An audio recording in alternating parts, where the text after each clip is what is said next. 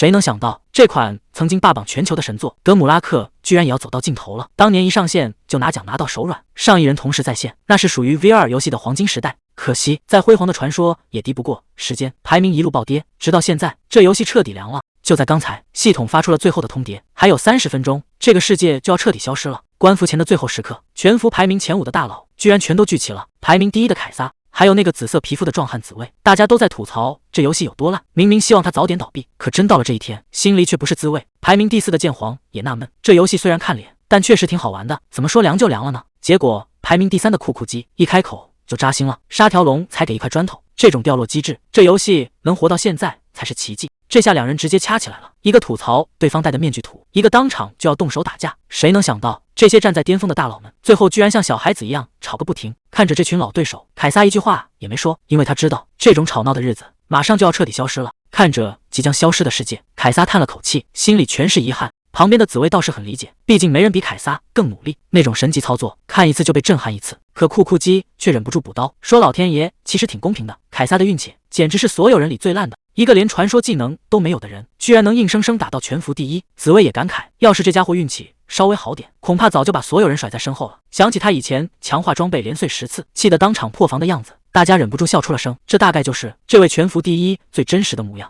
紫薇忍不住大笑起来，说凯撒其实才是最惨的那个。剑皇也在旁边点头，这运气确实是烂到没谁了。就在大家互相调侃的时候，系统的官服公告还是准时弹了出来。这一刻，这个世界真的要消失了。紫薇第一个被白光笼罩，他笑着挥了挥手，说了一句辛苦了。紧接着是剑皇和酷酷鸡，虽然心里全是不舍，但大家还是约好了，下次在更好的游戏里再见。随着光芒闪过，火堆旁只剩下凯撒一个人，属于他们的时代彻底落幕了。火堆还在燃烧，凯撒却被白光彻底包围。随着系统的一声令下，他被强制踢出了游戏。这一刻，曾经的传奇世界彻底变成了漆黑一片。现实中的头盔被摘下，放在了冰冷的桌面上。那个属于英雄的时代就这样画上了句号。谁能想到，这一晃就是2年，外面的世界早已变了样，但属于他的故事真的就这样结束了吗？公交车上，2个学生正盯着手机惊叫，这操作简直疯了，一个人就单挑了魔王。他们聊得热火朝天，说现在的顶级高手除了灭杀就是女皇，这2个人简直猛得不像话，根本没人能赢过他们。就在这时，其中一个学生突然想起了谁，问了一句：难道你们忘了凯撒吗？那可是当年在德姆拉克里公认的全服第1。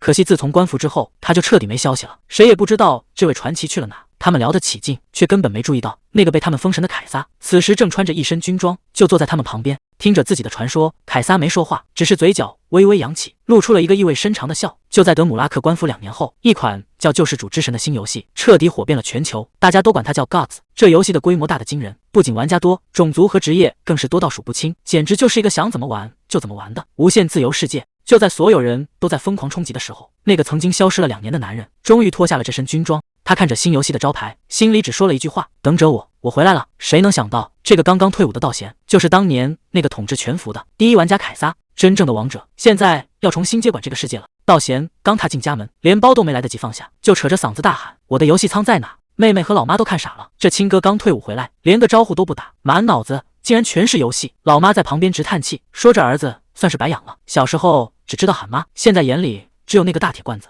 可道贤根本听不进去，当他推开房门的那一刻，整个人都定住了。这就是他在电视上才见过的顶级 VR 游戏仓，他一把扑了上去。这可是他当兵1年半，省吃俭用攒下的全部家当。摸着这冰凉顺滑的手感，他知道属于他的时代又要开始了。道贤一屁股坐进仓里，虽然这玩意儿是个二手货，但摸着这质感，坐着还挺得劲。他笑了笑，显然对这台宝贝非常满意，万事俱备，现在只差最后一步了。他缓缓拿起头盔，眼神里全是藏不住的兴奋。那么咱们现在就开整。随着头盔扣下的那一刻，曾经的那个全服第1正式登陆。随着头盔启动，系统开始疯狂扫描，确认眼神，验证身份。这一连串的操作快得让人根本反应不过来。就在数据同步完成的那一刻，耳边传来一声提示：连上了，欢迎来到救世主之神，这个所谓的冒险天堂终于对他敞开了大门。一把巨剑划破黑暗，真正的传说现在正式开场。画面一转，道贤已经站在了创建界面，看着镜子里这个寸头形象，他忍不住吐槽：这一股子冰味儿，怎么看都像刚从军营出来的。面对密密麻麻的捏脸选项，他更是头大，懒得折腾了，随便点一个顺眼的就行。对他来说，长成什么样根本不重要，重要的是接下来的这一步。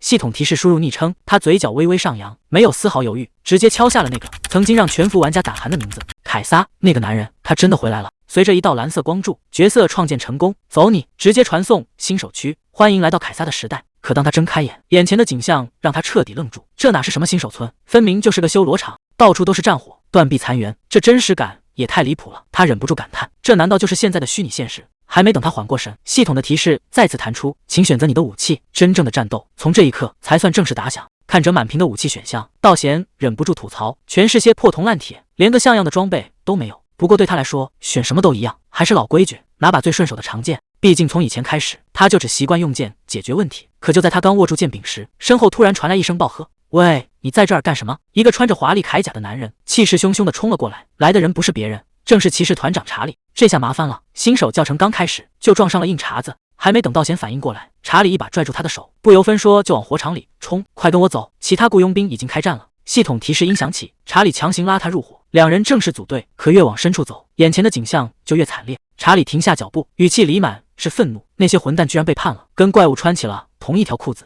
如果传言是真的，他们肯定和那个怪物达成了契约。要是现在不阻止他们，真正的脏东西就要降临了。这下局面彻底失控了。道贤怎么也没想到，这新手教程居然是个必死的局。查理推开一扇暗门，招呼道贤赶紧跟上。本以为抄近路能快点，结果刚一露头，几支冷箭就贴着脸飞了过去，两人差点被射成筛子。查理定睛一看，这下麻烦了，成群结队的狼人怪物已经把这里围得水泄不通。查理还在那儿分析战况，说要先找个突破口。可他话还没说完，身边的道贤已经动了，根本不等什么战术配合，道贤单枪匹马直接杀进了怪堆里。这操作把查理都看傻了，这哪是新手，这分明是个不要命的疯子。看着道贤一个人冲向怪堆，查理急得大喊：“快回来，太危险了！”可话音刚落，道贤的身影唰的一下就消失了。等怪物反应过来，冰冷的剑锋已经到了脖子跟前。这群狼人还没明白怎么回事，就被道贤一剑封喉，动作干净利落，没有半点多余的招式。查理在后面看得目瞪口呆，这哪是新手在闯关，这分明是满级大佬回新手村砍瓜切菜来了。局面瞬间反转，真正的危险其实是这群倒霉的怪物。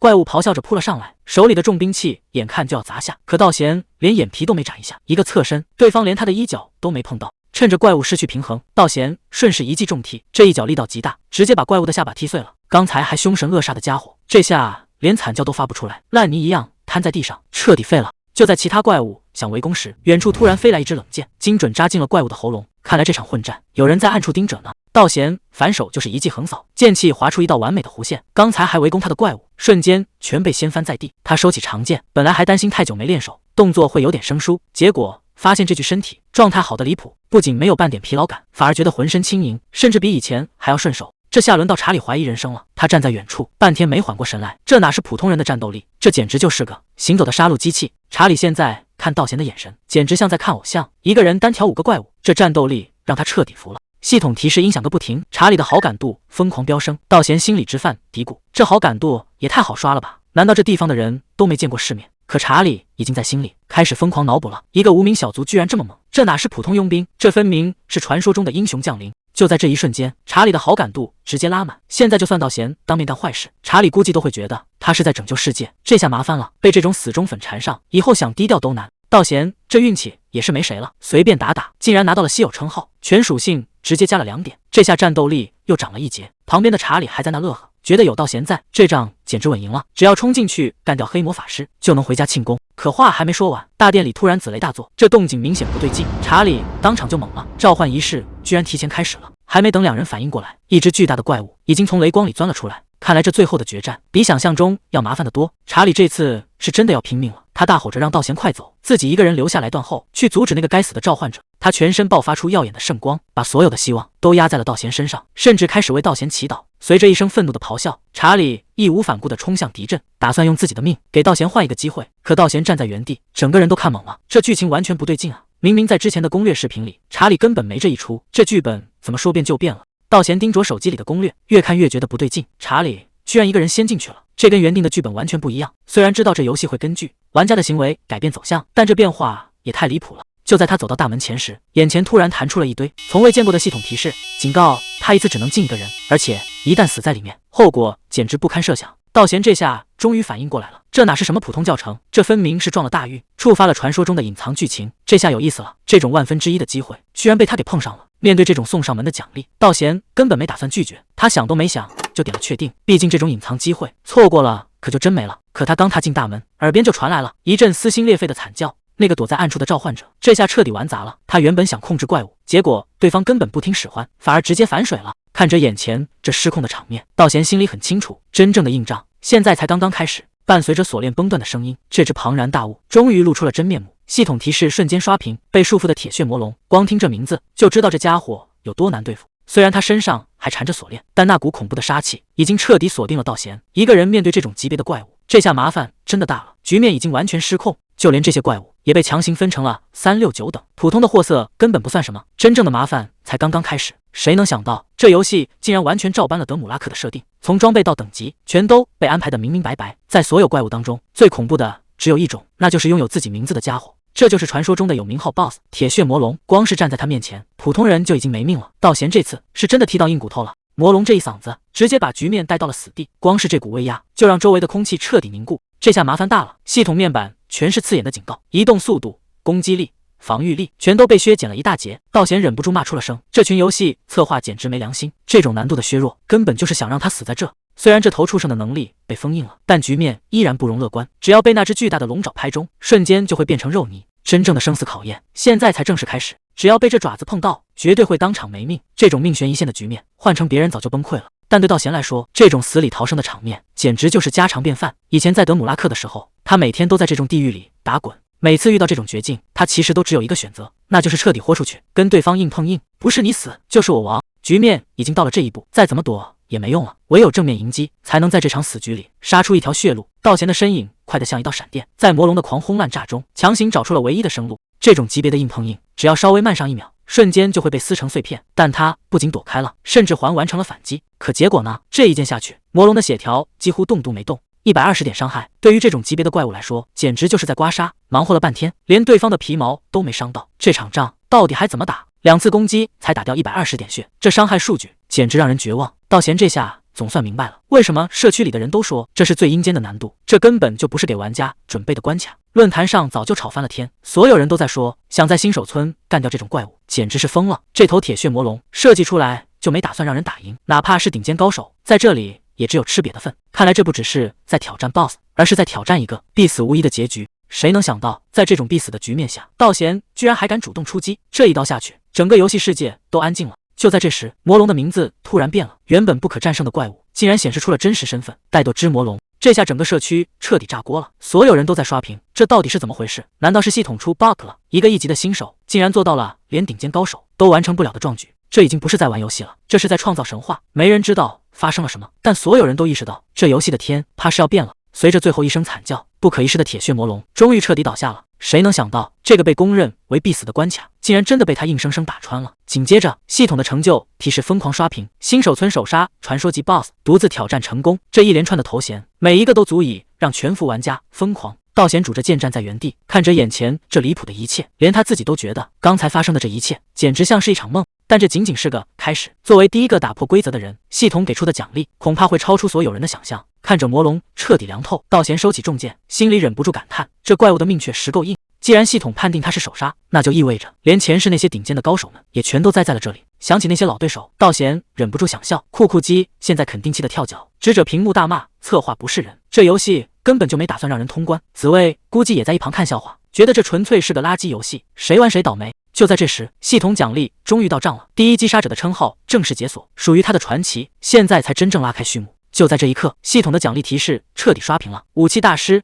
乾隆、屠杀者，甚至连英雄特质都出来了，最后竟然还蹦出一个唯一特质真实之眼。道贤看着满屏的蓝色面板，整个人都懵了，这到底是什么情况？为什么会有这么多特质？要知道，在正常的流程里，新手教程打完，顶多也就给一个特质奖励，现在这阵仗简直就像是开了挂一样。在 Guts 这个游戏里，特质就是改变命运的关键，从辅助探索的引导者到杀伤力爆表的剑术大师，每一种都极其难得。可现在这些顶级特质竟然一股脑全塞给了他，这已经不是运气好能解释的了，这分明是要让他从一开始就走上无敌的路。看着面板上跳出的奖励，道贤自己都觉得离谱，全属性提升、全武器大师效果，甚至还能免疫各种负面状态，这配置简直强的不讲道理。可这个真实之眼性质就完全不一样了，它是系统认证的唯一特质，全服仅此一个的孤品。但这还不是最关键的，像什么武器大师、英雄、屠杀者这些特质虽然厉害，但在那些顶尖高手手里，多多少少都能见到1、2个。这意味着，只要他拿到了这个特质，他就掌握了别人永远无法触及的力量，能看穿一切隐藏的真相。这已经不是运气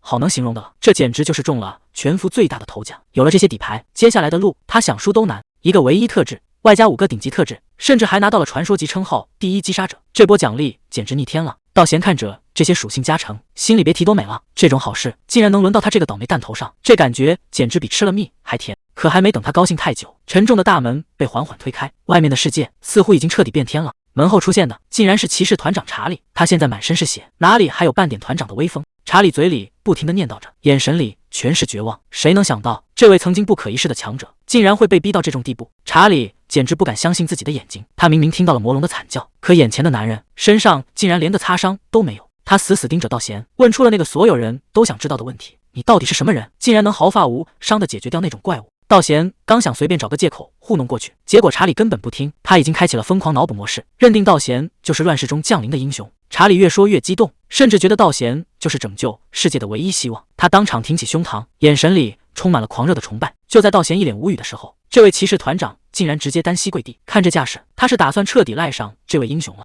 查理单膝跪地，郑重地请求成为道贤手中的利剑，这可是骑士团长的效忠，听起来确实挺唬人的。可系统面板紧接着泼了一盆冷水，查理在现实中早就已经死了，现在的他不过是新手教程里的一段历史残影，就算收了他当部下，道贤也拿不到任何实际好处。这下尴尬了，忙活了半天竟然是白干。道贤无奈地叹了口气，既然只是走个过场，那就干脆成全他好了。随着道贤点头答应，查理脸上露出了久违的笑容。对他来说，这场原本注定毁灭的悲剧，终于在记忆里变成了一场胜利。查理带着对未来的期待，彻底消失在光芒中。虽然只是虚假的救赎，但对他而言已经足够了。而道贤也即将前往真正的战场，传送阵的光芒已经亮起，新手教程到这里就彻底结束了。查理现在已经完全进入了状态，直接改口称呼道贤为我的主公。他恭敬地询问，接下来的目的地到底是哪？看来这位骑士团长是铁了心要当道贤的小跟班了。道贤看着眼前的传送门，语气平淡却充满了压迫感。他说：“我们要去真正需要我们的地方。”这格局一下子就拉满了，随着光芒闪过，两人彻底消失在原地。真正的挑战现在才要正式拉开序幕。道贤的一番话让查理彻底心服口服，在这个混乱的世界，唯有强者才能生存。传送倒计时已经开启，查理在最后关头把一个东西塞到了道贤手里，他轻声说：“主公，这个请你收下。”还没等道贤反应过来，查理已经带着解脱的微笑，彻底消失在光芒中。这颗紫色宝石成了他留下的最后希望。伴随着一道强光，道贤终于踏进了万神殿。系统提示音在大厅回荡，让他在这里选好神明，决定以后怎么混。他看着眼前宏伟的石柱，心里却很清楚，这地方听着名头挺响，其实就是个看脸的抽卡房。多少人在这里一夜暴富，又有多少人在这里输个精光？真正的考验现在才要开始。这里的规矩很简单，每个人只能选一个神明来跟，这直接决定了你以后的转职方向。但神明之间也是分3、6、9等的，从民俗故事里的传说神，到曾经是人类英雄的英雄神，最顶级的是那些创造了整个神话体系的神话神，比如宙斯或者奥丁。不用想也知道，等级越高，给的力量就越离谱。看着满地乱飞的神明卡片，道贤本来都打算躺平了，觉得自己这种非酋体质，随便抽一张凑合过得了。可就在这时，一张发着金光的卡片突然晃了他的眼。还没等他反应过来，系统提示真理之眼已经激活，这个能力简直就是个外挂，能直接看穿所有隐藏的秘密。这意味着以后不管是什么样的卡池，他都能一眼看到底，直接保底出金。这下局面要彻底反转了。以前酷酷鸡总嘲笑他手气臭，说他这运气简直没救了。道贤表面上没当回事，其实心里憋屈的要命。但现在不一样了，有了真理之眼这个外挂，他终于能看清谁才是真正的宝贝。只要拿下这张金卡，他就能杀回排行榜。他稳住心态，直接伸手抓向那道金光。随着系统一声提示，神话级的独臂剑神提尔竟然真的被他抽中了。这下谁还敢说他是飞球？道贤拿着这张金卡，以为这下总算要起飞了，结果还没高兴2秒，系统突然刷出一堆红色警告，说他什么使屠容器还没形成，根本没法跟提尔签约，甚至还让他重新抽一张。这下道贤彻底懵了，连战神提尔都觉得不可思议，这种怪事以前听都没听过。道贤冷静下来一琢磨，容器到底是个什么东西？按照正常的转职流程，这根本就不该发生，看来这背后还藏着更大的麻烦。道贤这下终于反应过来了，因为他提前干掉了魔王眷属，导致本该出现的女神压根没露面，他也就没拿到那个关键的启示。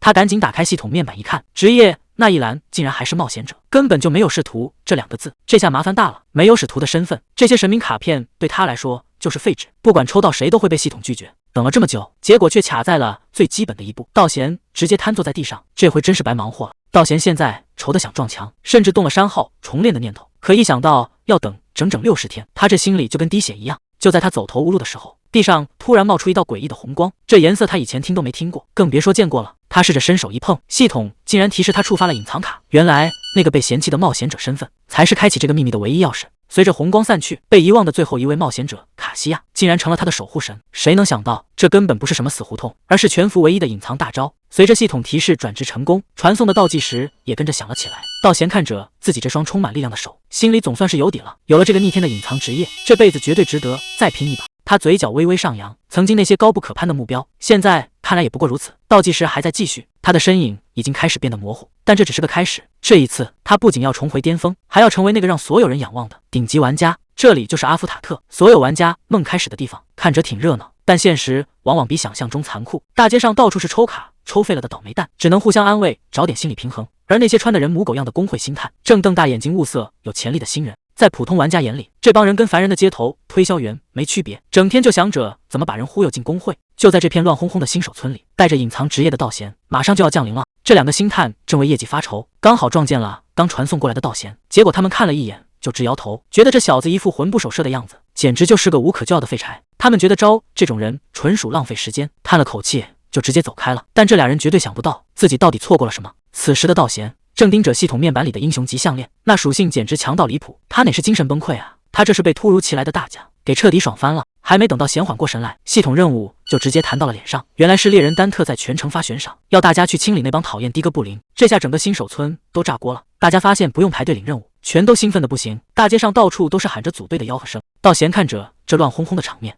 正打算一个人去清任务，结果就在这时，一个路人玩家笑嘻嘻的凑了上来，他热情的邀请道贤加入队伍，说是要一起冲到12级。可他哪里知道，站在他面前的这个男人根本就不需要什么队友。路人玩家热情的拉拢道贤，说是组队刷怪有经验加成。道贤心里盘算了一下，觉得这买卖确实不亏，于是点头答应了邀请。随着系统提示音响起，这支4人小队正式集结。可当队友们看到道贤的 ID 时，气氛突然变得有点微妙。壮汉队长一脸兴奋地凑过来，问道贤是不是凯撒的死忠粉。毕竟在老玩家心里，凯撒可是当年统治全服的顶级大佬。道贤听完只能在那装傻，假装根本不知道凯撒是谁。看着队友们在那滔滔不绝地科普他当年的光辉事迹，这场面简直尴尬到了极点。这支临时凑起来的小队士气倒是出奇的高，道贤也混在人群里，跟着大家一起举手欢呼，假装自己也是个热血新手。战斗很快就打响了，队长盾最确实有2把刷子，他顶在最前面，一个重击就把哥布林拍得晕头转向。趁着怪物动弹不得，后排的输出瞬间拉满，箭矢和魔法弹像雨点一样砸过去，配合的还挺默契。随着系统提示音响起，第一只哥布林被轻松搞定。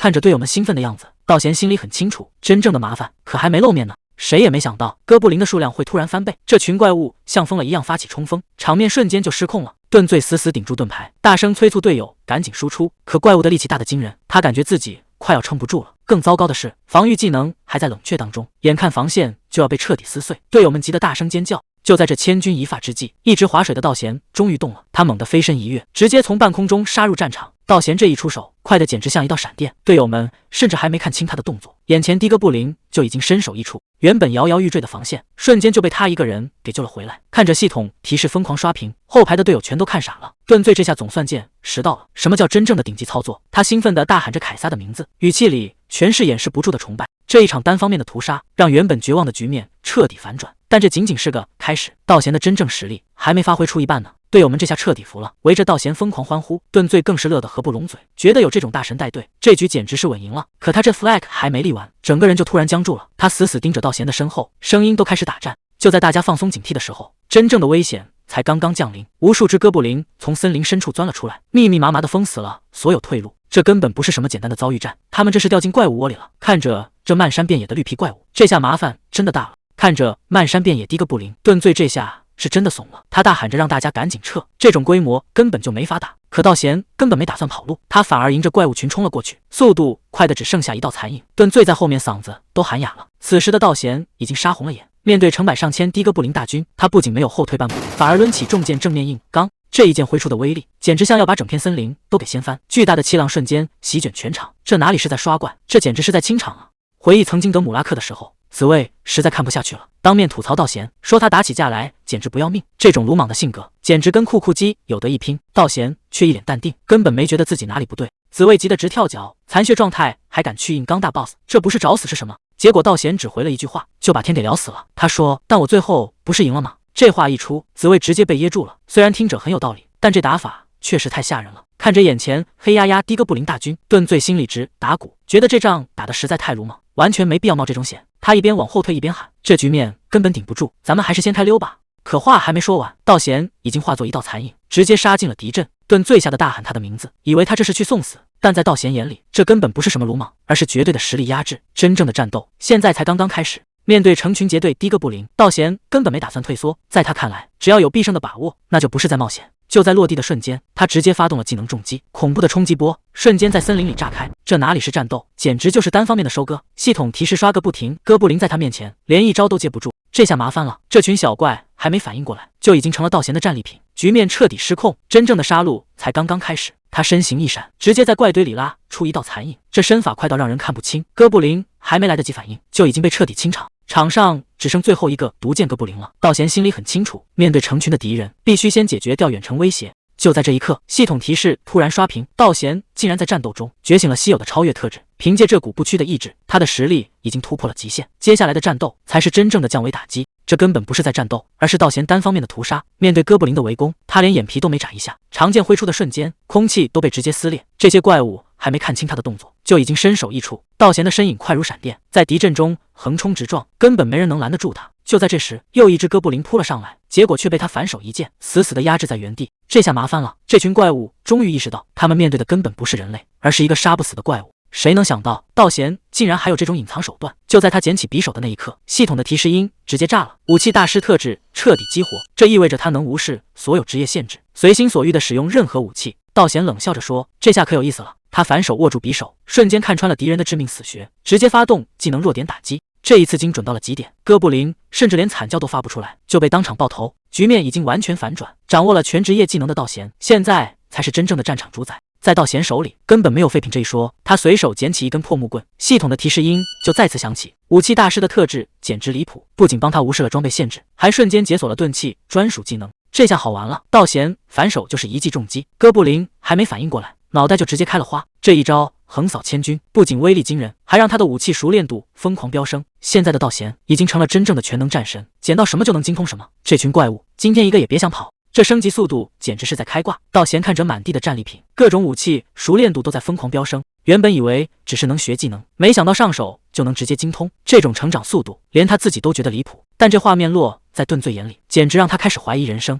要知道，就算是经验丰富的精英小队，对付这么多个布林也得脱层皮，甚至还得全副武装拼命才行。可眼前的道贤不仅一个人就把怪刷完了，甚至连大气都没喘一下，这合理吗？盾罪看着道贤的背影，心里只剩下一个念头：这家伙到底是什么怪物？一个人单挑一整群怪物。盾罪看着道贤的背影，脑子里突然闪过一个名字：凯撒。难道真的是那个男人吗？那个在2年前随着德姆拉克关闭就彻底销声匿迹的顶级大佬。传闻中他是个不折不扣的天才，可消失了这么久，江湖上早就没了他的消息，甚至有人觉得他已经过时了。盾罪怎么也想不通，这种传说级别的顶级玩家怎么会突然出现在自己的小队里？这根本不符合逻辑。如果他真的是那个凯撒，那他这次回来到底是为了什么？眼前的这个男人身上到底还藏着多少秘密？道贤这副杀疯了的样子，把旁边的盾罪吓得不轻，这哪是正常玩家，简直就是个战斗疯子。不过道贤可不在乎别人的眼光，他发现那些不是掉落物的武器用完就会自动消失，但这对他来说根本不是问题，毕竟已经成功无视了装备限制，还顺手白嫖了这么多技能，这波操作已经赚翻了。就在他打开属性面板的那一刻，连他自己都愣了一下，仅仅是一场战斗，等级竟然直接连升3级，这成长速度简直离谱。现在的道贤属性已经全面起飞，但这仅仅是个开始，接下来的升级之路只会更加疯狂。虽然现在能驾驭所有武器，但道贤心里很清楚，剑才是他真正的底牌。他冷静地分配着刚到手的属性点，配合上顶级称号和极品项链，现在的他简直就是一个完美的6边形战士。身后的队友们早就看傻了，一个个围上来疯狂欢呼，甚至觉得他就是凯撒本尊。盾罪虽然嘴上说着那位消失的大佬不可能突然现身，但看着道贤刚才那离谱的战斗表现，他心里其实也泛起了嘀咕。这操作，这意识，除了那个男人还能有谁？看来道贤这个马甲恐怕是快要藏不住了。听到队友说自己像那个传说中的大佬，道贤只能尴尬的挠挠头，心里暗暗吐槽：我本来就是那个凯撒啊。不过为了不引起骚乱，他只能随便找个借口，说自己只是运气好，拿到了一个厉害的称号和特性。这下队友们更坐不住了，这种离谱的伤害加上稀有的称号，这妥妥的是未来顶级排位者的苗子。大家纷纷表示，现在必须得赶紧抱紧这根大腿，万一以后人家火了，想见一面都难。盾最看大家体力恢复的差不多了，赶紧招呼一声，带头朝着更深处的怪群走去。毕竟有这么一位顶级大佬带飞，今天的狩猎注定要让所有人大开眼界了。有了道贤这个顶级战力坐镇，队友们的胆子也肥了起来，甚至打算一次挑战10个怪。毕竟有大佬带飞，这种局想输都难。道贤看着这群干劲十足的新手，只是淡淡一笑，并没有多说什么。但他不知道的是，在地图的另一端，那群真正的顶级排位者们早就因为他的出现炸开了锅。曾经，库库基和凯撒这几个老熟人正一边清理着战场，一边议论着道贤的实力。在他们眼里，道贤就是那个能搞定一切的怪物。而此时的道贤正抬头望着天空，心里也在好奇，那帮老朋友现在都在忙些什么？看来用不了多久，这群站在金字塔顶端的家伙们就要再次聚首了。听好了，这个副本只要是第一次进去的人，全都必死无疑，根本就是个有去无回的死穴。这个叫阿德之墓的地方，外号多的数不清，但没一个是好听的。比起以前刷的小怪，这里的难度根本不是一个量级。不仅怪物强得离谱，还特别考验团队配合，只要出一点差错，所有人都要交代在这，所以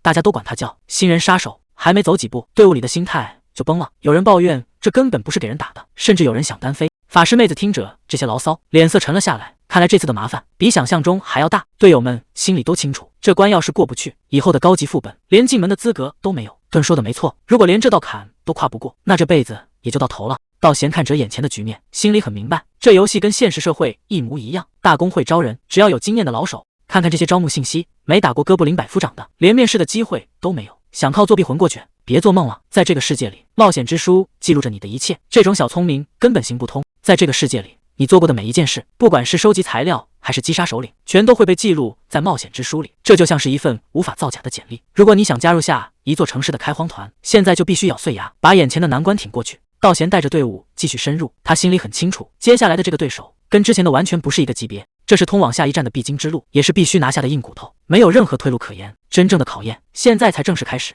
巨大的石门后面就是传说中的变异哥布林战士，虽然只是个稀有级副本，但对现在的他们来说，绝对是个不小的挑战。道贤表现得很淡定，他回头看了看队友，笑着问大家：“准备好进去了吗？”法师妹子赶紧点头，旁边的弓箭手更是紧张的不行，说自己把攻略都背了10遍，生怕一会儿拖了后腿。大家沉默了一会儿，最后还是盾站了出来，他伸手触碰传送门，沉声说了一句：“走吧，门后的世界可不会给他们后悔的机会。”系统提示音响起，队长盾发起了进入申请，目标是变异哥布林的领地。队友们一个个斗志昂扬。随着道贤最后一声确认，副本的大门正式开启，系统开始飞速检测，人数等级全部达标，传送阵的光芒瞬间笼罩了所有人。看着眼前阴森的洞穴入口，道贤活动了一下手腕，脸上露出一丝冷笑。他说：“好久没动手了，正好拿这群怪物先热热身，真正的战斗现在才要开始。”沉重的石门缓缓开启，道贤带着队伍正式踏入洞穴，四周安静的只能听到脚步声。就在这时，墙上的火把接连亮起，一个巨大的黑影挡住了所有人的去路。系统面板瞬间弹出精英级首领变异哥布林战士，血量整整有2万。这家伙曾经是部落里最强的战士，因为被诅咒才变成了现在的怪物，不仅肉体被强化到了极致，而且早就彻底疯了。他手里那把巨大的砍刀正散发着危险的气息，真正的硬仗现在正式打响。变异哥布林发出一声怒吼，狂暴的气浪直接震碎了地面，这股压迫感让整支队伍都停住了脚步。盾面色凝重，这就是精英级首领的实力。旁边的女法师甚至开始怀疑，这真的只是个游戏吗？就在大家愣神的时候，道贤大喊一声，他冲过来了。怪物高高跃起，像一颗陨石一样砸向地面，盾立刻举起巨盾挡在最前面。但他心里很清楚，就算道贤再强，也没法同时护住3个人。局面瞬间变得失控，真正的危险已经到了眼前。面对发疯的怪物，盾没有后退半步，他知道现在必须尽到坎坷的责任。他大喊一声，让大家散开，自己却独自迎向了那头正在冲锋的巨兽。第一波攻击果然是蛮力冲撞，这种速度和力量根本没打算给人留活路。盾死死顶住盾牌，准备硬接着致命的一击。这已经不是在打游戏，而是在玩命。就在碰撞的一瞬间，整个地面都跟着颤抖起来。他到底能不能挡住？谁心里都没底。局面瞬间反转，狂暴的哥布林战士竟然被强行眩晕了2秒。盾立刻大喊：“就是现在！”所有人全力输出，后排的剑雨和魔法像潮水一样砸向怪物，刺眼的蓝光在洞穴里炸开。盾死死顶住盾牌，挡住了爆炸的余波。本以为这一波能彻底解决，可当烟雾散去，那双发红的眼睛再次亮起，事情变得更麻烦了。真正的危险才刚刚开始。怪物这一剑是陈力猛，盾被压得几乎陷进地里，但他没有退缩，因为身后的队友就是他的力量。就在这时，守护特质瞬间激活，他的防御和耐力疯狂飙升，整个人稳得像一座大山。盾大喊一声，仇恨拉住了，这正是反击的信号。局面彻底反转，道贤伴随着蓝色光芒从半空中杀了出来，怪物的代价马上出现，这一击他绝对躲不开。魔法精准命中 ，BOSS 被打得连连倒退。盾觉得这局稳了，第一阶段应该能轻松拿下。可就在这时，后方的队友突然大喊：“快防守！怪物的大招要来了！”盾还没反应过来，血量还没到触发点，怎么可能现在放技能？结果低头一看，血条竟然瞬间跌破了1万，事情彻底失控了。眼前的怪物浑身冒起红光，这根本不是按套路出牌。盾愣在原地，这下麻烦大了。这一剑快到无法看清，道贤化作一道蓝光，直接贯穿了怪物的胸膛。刚才还不可一世的 BOSS， 此刻只能发出绝望的哀嚎，大量的鲜血瞬间喷涌而出。盾在旁边都看呆了，他完全没想到这一击的威力竟然这么恐怖，局面彻底反转。道贤露出了标志性的笑容，眼神里全是疯狂。他冷冷地宣布，机制已经结束了，这只怪物的命他收下了。作为公认的最强小队，道贤带人刷通了无数个不可能的副本。面对记者的采访，他只是淡淡的说，秘诀就是让每个人做擅长的事。但这话说起来简单，实际上却非常离谱，因为标准的小队都要有坦克，可道贤的队伍里竟然一个坦克都没有，这在所有人看来简直是送死。道贤却并不在意，他很清楚坦克的价值，但他的玩法完全不同。道贤很清楚坦克的意义，要打断怪物的节奏，还要扛下所有的伤害，所以他的结论很简单，既然这个位置这么重要，那就由他自己来干。这话一出，连见多识广的记者都懵了，这完全不符合常理。看着远处咆哮的怪物，身为专业坦克的盾彻底怀疑人生了，这种打法真的还算是人类吗？要知道，就算是顶尖的坦克，也得靠控制技能才能断招。可道贤这家伙连一个控制技能都没用，竟然直接硬刚怪物的攻击。更离谱的是，他明明是个输出位，却把坦克的活儿全干了。面对怪物的疯狂咆哮，他甚至觉得有点无聊。这种程度的攻击根本不算什么。手起刀落之间，局势已经彻底失控。这个男人简直是个疯子。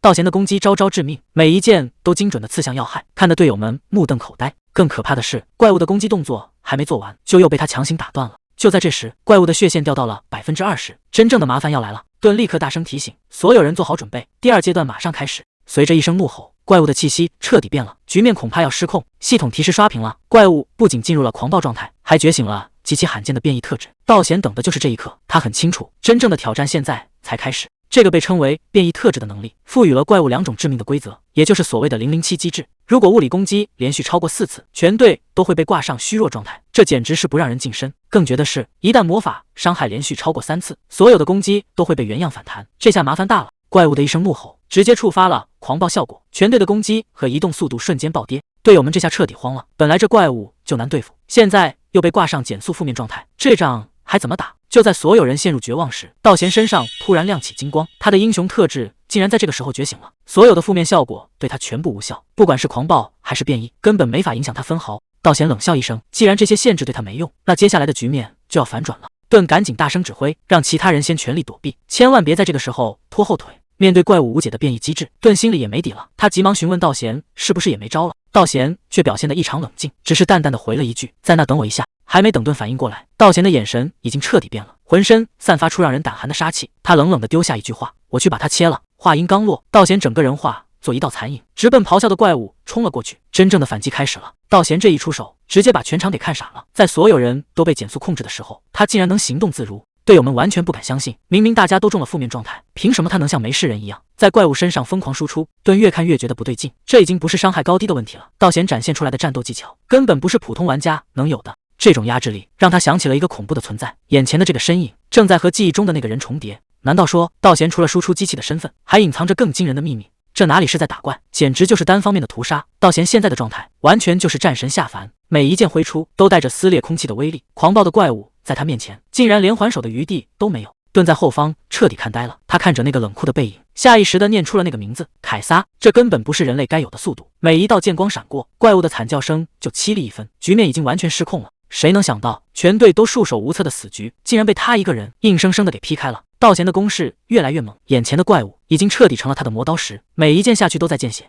就在这疯狂的对攻中，系统提示开始疯狂刷屏，他的等级和剑术熟练度正在以惊人的速度飙升，剑术直接突破到了7级，伤害加成瞬间拉满。现在的道贤已经进入了最恐怖的收割模式，配合上狂暴效果的额外加成，他的每一击都让怪物发出了绝望的惨叫，这根本就是降维打击。道贤的眼神里只有杀意。随着最后一剑蓄势待发，这场战斗的胜负已经没有任何悬念了。这一剑下去，战斗彻底画上了句号。巨大的变异个不灵，连惨叫都没来得及发完就倒下。随着系统提示弹出，副本终于被成功攻略。道贤收起武器，只留下一个让人看不透的背影。队友们在后面全看傻了，这种级别的战斗力已经完全超出了他们的认知，简直就是个怪物。但盾却一点也笑不出来，他盯着道贤，语气变得异常严肃。他说：“关于道贤这个人。”队友赶紧追问到底怎么了。盾沉默了一下，接下来的话让所有人的心都提到了嗓子眼。盾看着眼前的男人，一个大胆的想法冒了出来，难道说他就是那个传说中的凯撒？队友们听到这话全炸锅了，根本不敢相信这种级别的大佬竟然会出现在他们这种小队里。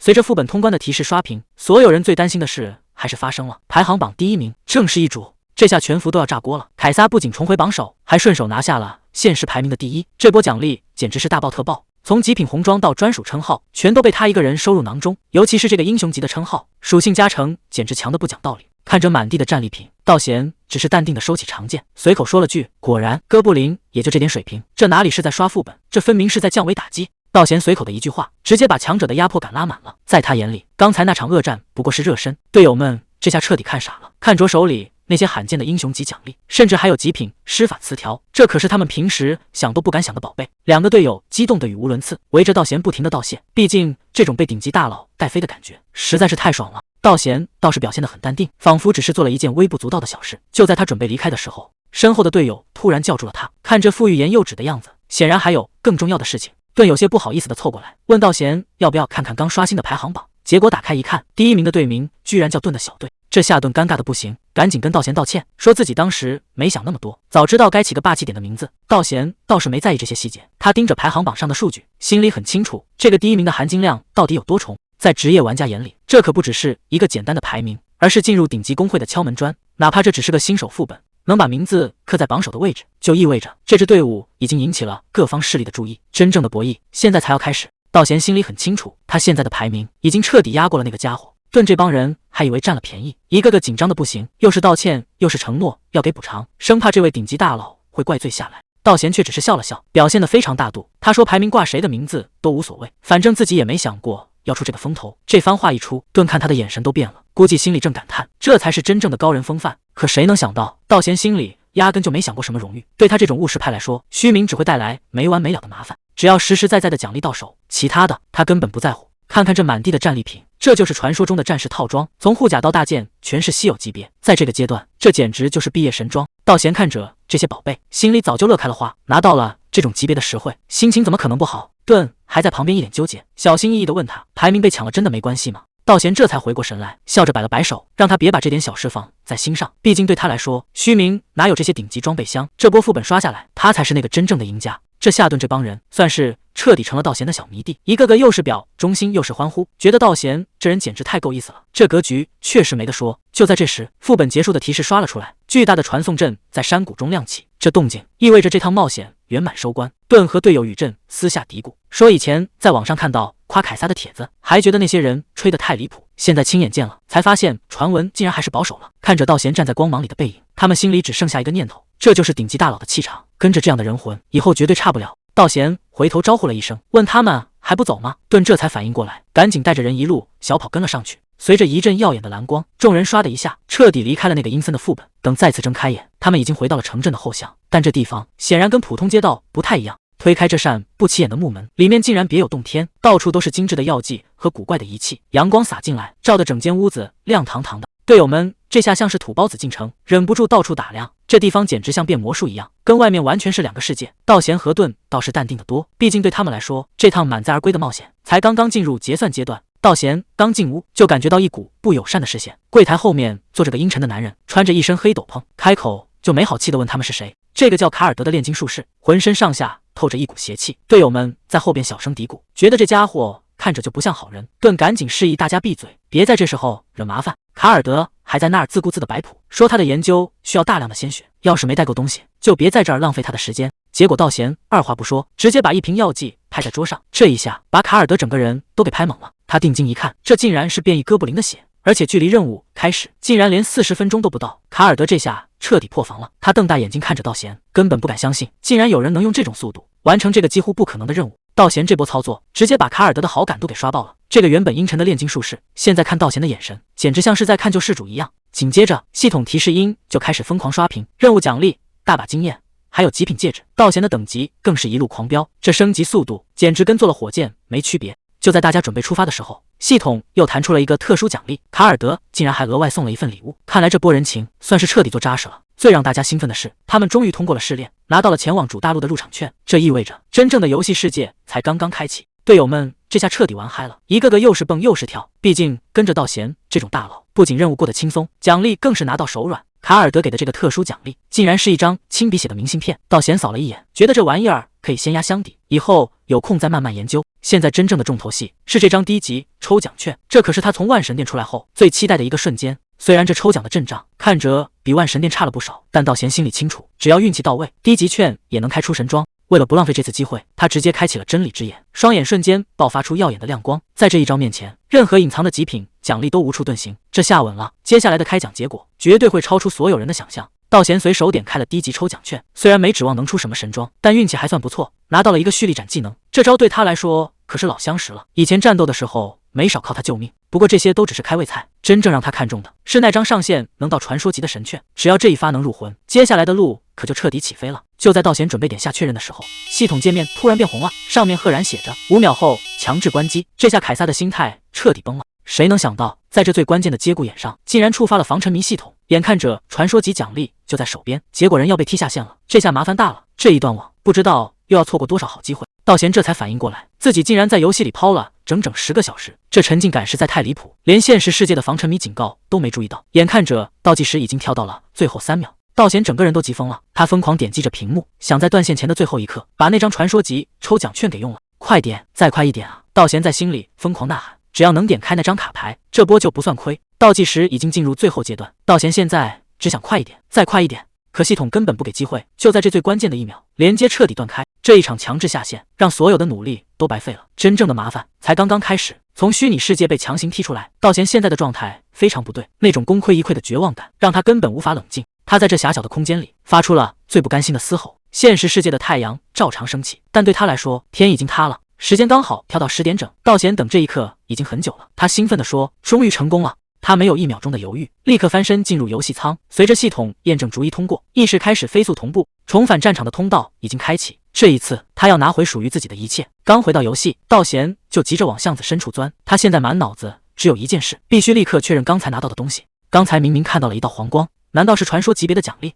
可打开技能库一看，他整个人都愣住了。不是传说级，只是个紫色的英雄级技能。本来还有点失望，觉得自己最近运气太好，把好运都用光了。可等他看清技能名字，整个人直接傻眼了，居然是背刺！这下真的要变天了，这可是刺客的招牌技能，更是所有远程职业的噩梦。不管对手拉开多远的距离，背刺都能瞬间贴脸。这种变态的神技居然落到了道贤手里，他现在的野心已经藏不住了，只要再多搞几个这种技能，不管是打怪还是单挑，他都能彻底封神。就在这时，旁边走过来2个路人，那个男人还在大言不惭地说自己早就研究透了攻略，肯定能带妹子起飞。道贤在后面听得只想笑，看来新的猎物已经出现了。道贤因为拿到神技太兴奋，表情一下子没收住，结果把路过的2个玩家吓得不轻。男人小声嘀咕：“这家伙看起来像个疯子吧？”女人拉着他就跑，咱们还是赶紧绕路走吧。道贤看着他们逃跑的背影，一脸莫名其妙。不过他现在没心思管这些，既然技能到手了，是时候把压箱底的装备都穿上了。变异哥布林的红皮甲，再加上这把沉甸甸的重型大剑，这一身稀有装备换上去，牌面瞬间拉满。道贤看着焕然一新的属性，心里底气十足。有了这身行头，以后谁还敢把他当成软柿子？你万事俱备，道贤已经做好了出发的准备。他打算直接前往主大陆，去见识一下更广阔的世界。系统提示音突然响起，一旦踏入主大陆的领地，就再也无法回到新手村了。随着传送阵的蓝色光芒亮起，倒计时正式开始。看着眼前的光幕，道贤心里突然闪过一丝牵挂。昨天走的实在太匆忙，连个正式的告别都没有。虽然相处时间不长，但他对那几个队友还真有点舍不得。不过既然选择了变强，就注定要一个人走下去。他最后看了一眼这个地方，心里默默念了一句：有缘再见吧。随着倒计时归零，道贤的身影彻底消失在光芒中，属于他的真正冒险现在才算正式拉开序幕。随着一道冲天而起的蓝色光柱，道贤终于跨越了边界，来到了所有玩家梦寐以求的主大陆。这里跟之前的新手村完全不同，不再有国家和服务器的限制，全世界的高手都会聚集在这里。放眼望去，眼前的景象简直热闹非凡，到处都是正在组队和交易的玩家。这种规模的社交中心，在之前的地图根本想都不敢想。而这一切的起点，就是眼前的这座宏伟都市，第一座城市拉文。道贤背着重剑大步向前，看着眼前熙熙攘攘的人群，他心里很清楚，真正的挑战现在才刚刚开始。刚进城就碰上大场面，拉文骑士团正押着犯人招摇过市，这阵仗确实威风。守卫一边呵斥着不安分的囚犯，一边疏散周围的人群，主大陆的秩序感一下子就拉满了。与此同时，一连串的系统提示音在耳边刷屏，竞技场、决斗场还有各种攻防，所有的锁定功能全部开启。新手福利虽然没了，但真正的玩法现在才算解锁。道贤看着眼前这一切，忍不住感叹，这地方确实跟新手村不一样，到处都透着一股高级感。还没等他感慨完，路边一个热情的胖大哥就凑了过来，非要拉着他去尝尝当地的特产啤酒，还夸他这身红衣服穿得真帅。道贤无奈的笑了笑，看来这主大陆不仅高手多，这民风也挺彪悍啊。这主大陆的诱惑实在太多了，到处都是热情的店主和诱人的美食，又是大龙虾，又是热腾腾的浓汤，难怪很多玩家一进城就忘了打怪，只想在这里吃喝玩乐。道贤差点也陷进去了，但他很快反应过来，用力拍了拍脸，让自己清醒。这些安逸的生活以后再说，现在最要紧的是提升实力。他扛起重剑，直接出城，来到了拉文平原。这里的怪物等级明显更高，但对他来说不过是热身运动而已。手起刀落，眼前的哥布林还没反应过来，就已经被彻底解决。道贤的眼神重新变得冷峻。主大陆的狩猎之旅，这下才算真正开始了。对付这群哥布林，道贤甚至都不需要费多大力气。战士套装的属性一开启，直接产生了绝对的血脉压制。眼前的怪物还没开打，就已经被吓破了胆。道贤冷笑一声，这种属性加成简直就是降维打击。他看准时机，高高跃起，一记越击斩顺势劈下，巨大的剑气瞬间横扫战场。只听见几声惨叫，刚才还嚣张的哥布林，转眼间就成了剑下亡魂。系统提示音接连响起，战斗结束的比想象中还要快。道贤稳稳落地，随手甩掉剑上的血迹。这主大陆的开胃菜，味道还算不错。这套战士装备简直就是外挂，基础属性高的离谱不说，武器攻击力还能随着击杀不断叠加。道贤现在整个人都飘了，这种虐菜的快感确实让人上瘾。他美滋滋地翻看着系统面板，任务进度已经快拉满了，只要再加把劲，马上就能迎来下一次升级。可就在他最得意的时候，周围的气氛突然降到了冰点。道贤的眼神瞬间变了，他猛地停下脚步，就在他身后的树丛里，一个散发着紫光的诡异身影正悄无声息地盯着他。这下麻烦了，在这荒郊野岭的地方，来者绝对不善。看来是有人盯上道贤的装备了。这个潜伏在暗处的刺客，把道贤当成了人傻钱多的新手，正盘算着杀人越货大赚一笔。他化作一道紫光，瞬间出手，短刀直逼道贤的要害，嘴里还叫嚣着要享受这顿大餐。可结果呢？这一刀下去，不仅没伤到道贤分毫，反而像是撞上了一座铁山。道贤身上猛然爆发出血红色的杀气，那股压迫感让周围的空气都凝固了。偷袭者这下彻底懵了，他怎么也没想到自己眼中的肥羊竟然是个杀神。局面瞬间反转，真正的危险现在才刚刚开始。眼看偷袭不成，这群杂兵彻底急眼了，首领在后边歇斯底里的指挥，想靠人多把道贤强行拿下。可他们显然低估了实力的差距。面对飞来的冷箭，道贤连眼皮都没抬一下，重剑在他手里轻得像羽毛，随手一挥就挡了个干干净净。有个不知死活的斧头兵冲上来，使出吃奶的劲儿往下劈，结果道贤不仅稳稳接住，眼神里还透出一股恐怖的红光。他单手猛地一发力，对方连人带斧直接被震飞了出去。在绝对的力量面前，人数优势就是个笑话。这下麻烦了，这群人终于意识到他们惹到了一个根本不该招惹的怪物。这一剑下去，对面的心态彻底崩了。他们怎么也想不通，一个刚进游戏的新手，凭什么能有这种恐怖的爆发力？眼看同伴被瞬间重创，剩下的刺客转身就想逃，可他还没跑出几步，系统就传来了冰冷的提示，标记已经生成。这意味着他已经彻底沦为了道贤的猎物，无论怎么挣扎，都只是在浪费时间。道贤悄无声息地出现在他身后，巨大的重剑散发着死亡的气息。他看着眼前瑟瑟发抖的刺客，露出了一个疯狂的笑容。怎么，你这是迷路了吗？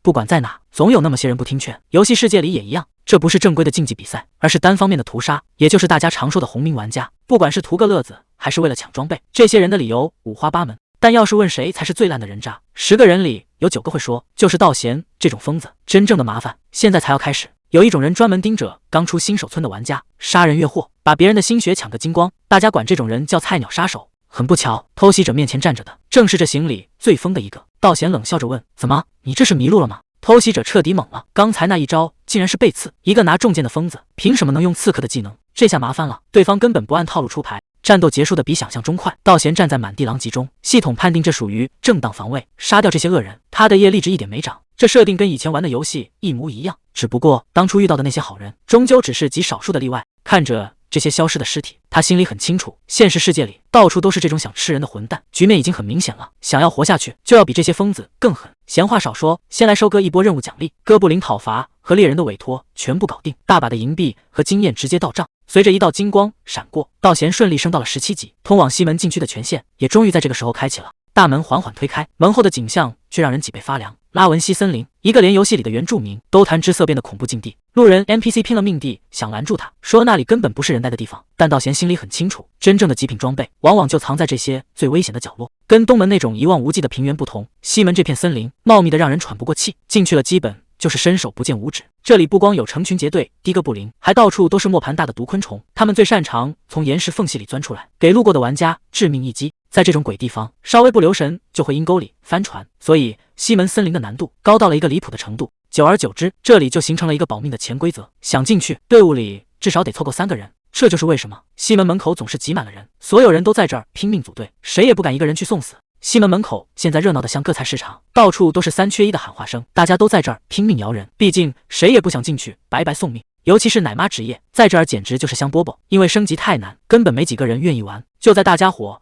而愁着组不到人的时候，道贤出现了，他背着那把夸张的重剑，头也不回的往森林深处走。这下可把旁边的玩家给看乐了，在他们眼里，连顶级大佬都要组队才能进的地方，这哥们儿居然想一个人单挑。有人甚至直接笑出了声，觉得又来了一个送死的傻瓜。但道贤根本没打算理会，他到底凭什么这么狂？咱们往后看。面对众人的质疑，道贤只是轻蔑的笑了一下。这片被红雾笼罩的森林，对别人来说是地狱，对他来说不过是换个地方刷怪而已。那些让普通玩家头疼的红哥布林，还没来得及看清他的动作，就已经被重剑劈成了2半。系统提示音疯狂刷屏，战斗场面完全是一边倒的屠杀。道贤甚至连汗都没出，这哪是在冒险？这分明是在玩砍瓜切菜的游戏。但这仅仅是个开始，森林深处还有更狠的角色在等着他。这一剑下去，地面直接被砸出了裂缝。道贤根本没打算给对手留活路，哥布林还想趁乱偷袭，结果连他的衣角都没碰到，就被巨大的冲击波震飞了出去。在绝对的力量面前，任何花里胡哨的动作都没戏。他单手抡起重剑，像割草一样横扫全场。哥布林发出一声惨叫，彻底倒在了血泊里。这片让无数玩家丧命的森林，现在成了他一个人的秀场。看这架势，今天谁也别想拦住他。这些哥布林还以为人多就有戏，竟然还敢主动发起偷袭。但在道贤眼里，这不过是送上门的经验值。他连头都没回，反手就是一记横扫，重剑带起的红光瞬间撕碎了周围的空气。哥布林还没反应过来发生了什么，惊恐的叫声就卡在了嗓子里，因为下一秒道贤的剑已经到了。这一招不仅快，而且力道大的惊人，直接把对手的防御彻底瓦解。在绝对的实力差距面前，数量再多也只是摆设。这场战斗从一开始就已经失去了悬念。谁都没想到，道贤竟然主动解除了套装效果，在怪物堆里这么干，简直就是自寻死路。他冷笑着说：“对付你们这群垃圾，根本用不着那些花哨的装备。”就在这一瞬间，局面彻底变天了，因为他触发了隐藏的武器大师属性，所有限制全部消失，系统疯狂提示技能解锁。他直接开启了背刺模式，速度快到哥布林根本反应不过来。刚才还嚣张的怪物，现在只剩下惊恐的尖叫。道贤的身影一闪而过，重剑直接贯穿了对手的头颅。这根本不是在战斗，而是一场蓄谋已久的单方面收割。谁说战士只能用剑？道贤随手抄起一把斧头，直接使出了基础技能粉碎。这一斧头下去，周围的哥布林连惨叫都来不及，瞬间就被清空了一大片。他一边收割一边感叹，原来用斧头砍人的感觉也这么顺手。系统提示音响个不停，森林红哥布林被成片击杀，他的斧头熟练度竟然在战斗中直接升到了2级。看着满地的残骸，道贤露出了满意的神情。这种级别的战斗对他来说简直毫无难度，但这仅仅是个开始。随着熟练度不断提升，更恐怖的招式马上就要来了。哥布林任务总算收工了，道贤正盯着系统面板，打算看看接下来的奖励。他刚想拿出吊坠研究一下，森林深处突然传出一阵异响，这动静明显不对劲。他停下动作，回头看去，还没等反应过来，地面瞬间崩裂，一只体型巨大的蜈蚣怪破土而出，那对发红光的复眼死死盯着眼前的猎物。刚才杀哥布林像是在割草，但这回出现的大家伙压迫感简直拉满了。道贤这下也笑不出来了，他低声骂了一句：“看来真正的麻烦才刚刚开始。”林子里的鸟全飞了，这动静明显不对劲。道贤这下麻烦了，身后的怪物根本甩不掉。他一边跑一边大喊，但这可不是因为害怕，而是为了找机会反击。就在怪物靠近的一瞬间，他猛地转身，真正的战斗现在才开始。看着自信的笑容，道贤显然早有预谋。怪物以为自己是猎人，结果一头撞进了陷阱。这一剑下去，局面瞬间反转，怪物被打得节节败退。他顺势拉开距离，没有急着追击，因为真正的胜负就在接下来的这一秒。这怪物突然发疯，死死的把道贤压在身下，这下确实有点麻烦。他一边抵挡一边吐槽：“这家伙长得也太恶心了。”就在这时，他手上闪起蓝光，显然是不想再浪费时间。他大吼一声，直接一剑抡在怪物脸上。这一击下去，这畜生怕是没命再叫了。这一剑下去，战斗彻底收工。刚才还嚣张的怪物，现在已经成了地上的碎片。紧接着系统提示就开始刷屏，剑术精通直接拉满，甚至还跳出了升级的特效。道贤看着眼前的面板，心里别提多爽快了。虽然这仗打得不轻松，但一口气连升2级，这买卖绝对值了。道贤这播效率确实高，手里的任务基本都清干净了，现在只剩下最后一个，去西门找个丢失的吊坠。他看了一眼任务等级，觉得这事儿简直是手到擒来，连位置都懒得确认，直接背起重剑就出发了。可等他到了地方，眼前的景象让他有点懵，这荒郊野外的，怎么还有这么多人在这排队？道贤本来正老老实实排着队，心里还庆幸人不算多，打算拿完任务道具就撤。结果旁边2个路人聊起八卦，说有个到处捣乱的刺客被通缉了，甚至还被下了处决令。他正听得起劲，结果对方突然冒出一句：“那家伙好像还自称凯撒。”这下他彻底听傻了，自己在这排队做任务，怎么莫名其妙就成了通缉犯，甚至还被当成了自己的冒牌货。路人还在那嘲笑传闻太离谱，觉得剑士怎么可能去玩背刺？他这身刺客技能加6个特性，在别人眼里就是个怪物。各大工会绝对不会坐视不管。这名声现在就是催命符，有人想拉拢，但更多人想的是怎么除掉他。毕竟在那些大佬眼里，得不到的天才就只能让他彻底消失。道贤顺利拿到了吊坠，但他心里想的可不只是这点小事。回到城里，把东西还给小女孩后，这个跑腿任务总算是结了。虽然只是个普通任务，但奖励给的经验值刚好够，让他直接刷的一下升到了20级，还拿到了最关键的随机技能券。不过真正的惊喜还在后面。小女孩为了表示感谢，居然拿出了一个发光的神秘盒子。她说这是自己最珍贵的宝贝，现在要把它送给道贤。看来这波任务的重头戏才刚刚开始。道贤收下了那个神秘盒子，顺手给小女孩来了个摸头杀，没想到直接触发了隐藏称号，好感度瞬间刷爆。告别了依依不舍的小女孩，她还没走2步，系统就又弹出了新提示，这回是个稀有级别的讨伐任务。看到奖励里有技能抽取券，她眼睛都亮了。这种白给的提升机会，傻子才会错过。西门外有2个副本可以选，一个是哥布林巢穴，一个是蚂蚁窝。为了刷出一套战士装备，道贤决定去会那些哥布林。可问题是这2个地方都得组队，他现在还不想在别人面前暴露自己那些逆天的特殊能力，这让他有点犯难。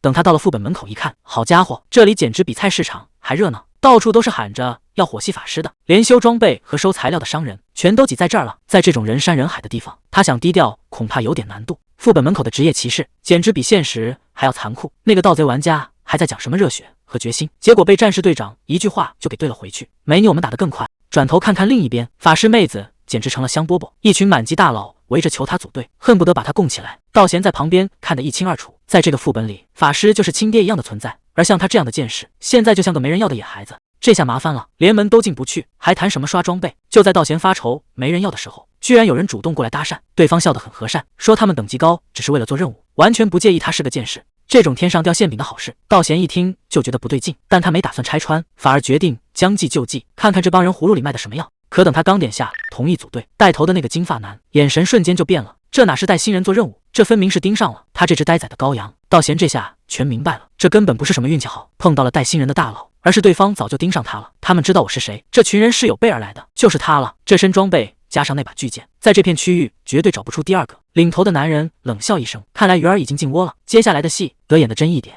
喂，那个穿战士套装的，要不要加入我们的队伍，一起去刷个任务？道贤停下脚步，这帮人等级明明更高，却主动找一个剑士组队，事情绝对没那么简单。对方笑得很灿烂，但这笑容背后藏着的可是要命的刀子。既然对方想演戏，道贤干脆顺水推舟，笑着答应了邀请。这支队伍全是24级，唯独道贤只有20级，这种明显的等级压制，明摆着是想把他当成免费的劳动力。一行人很快来到了副本深处，这里是哥布林酋长的地盘，阴森的洞穴里到处都透着杀气。刚进门，他们就随手解决了一个侦察兵，动作干净利落，看起来确实有点本事。但这下麻烦了，侦察兵一死，整个副本的怪物都会被惊动。这帮人一边砍怪一边吹牛，觉得这副本简直是小菜一碟。道贤在一旁冷眼旁观，不得不承认他们的配合确实有点东西。就在这时，副本里的怪物开始疯狂涌现，局面瞬间变得紧张起来。领头的男人突然停下手，笑眯眯地看向道贤，说想看看他的本事，让他上去试手。旁边的法师也跟着起哄，说这是为了团队磨合，真有危险他们肯定会帮忙。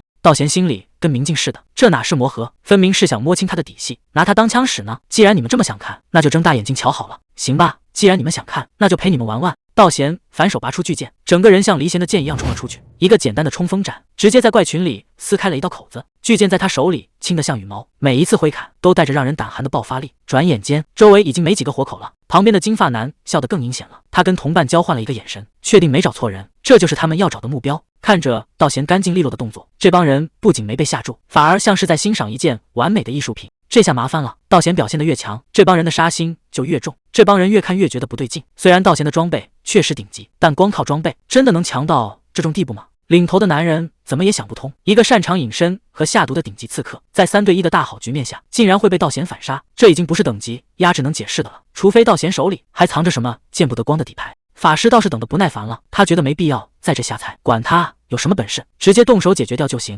领头的冷笑一声，拍了拍同伴的肩膀，准备速战速决，干完这一票就彻底收工。看来这帮人还没意识到，他们这次是真的踢到硬石头了。领头的男人低声叮嘱同伴，都把表情收一收，装得跟平时一样就行，千万别露了马脚。道贤这边刚解决完怪物，这帮人就立刻围了上来，领头的笑的那叫一个灿烂，不停的夸道贤实力强悍，说有他在，这副本根本不需要别人。道贤也跟着演戏，客客气气的回了一句，说大家其实都很厉害。领头的听完更得意了，还跟同伴吹嘘，说自己看人的眼光从来没错过。道贤看着这几张虚伪的脸，心里只觉得一阵恶心，把队友一个人丢在后面，现在还能脸不红心不跳的在这演戏，这帮人的脸皮真是比城墙还要厚。金发男盯着道贤的背影，心里已经打好了算盘，只要情况不对，他会毫不犹豫的把道贤卖了，甚至等道贤一死，连他身上的顶级装备也要全部吞掉。他表面上还装得挺客气，招呼大家休息够了就赶紧出发，同伴们也跟着起哄，一副合作愉快的假象。但这帮人心里想的全是下黑手，领头的一直在暗中观察，就等一个能神不知鬼不觉把道贤解决掉的机会。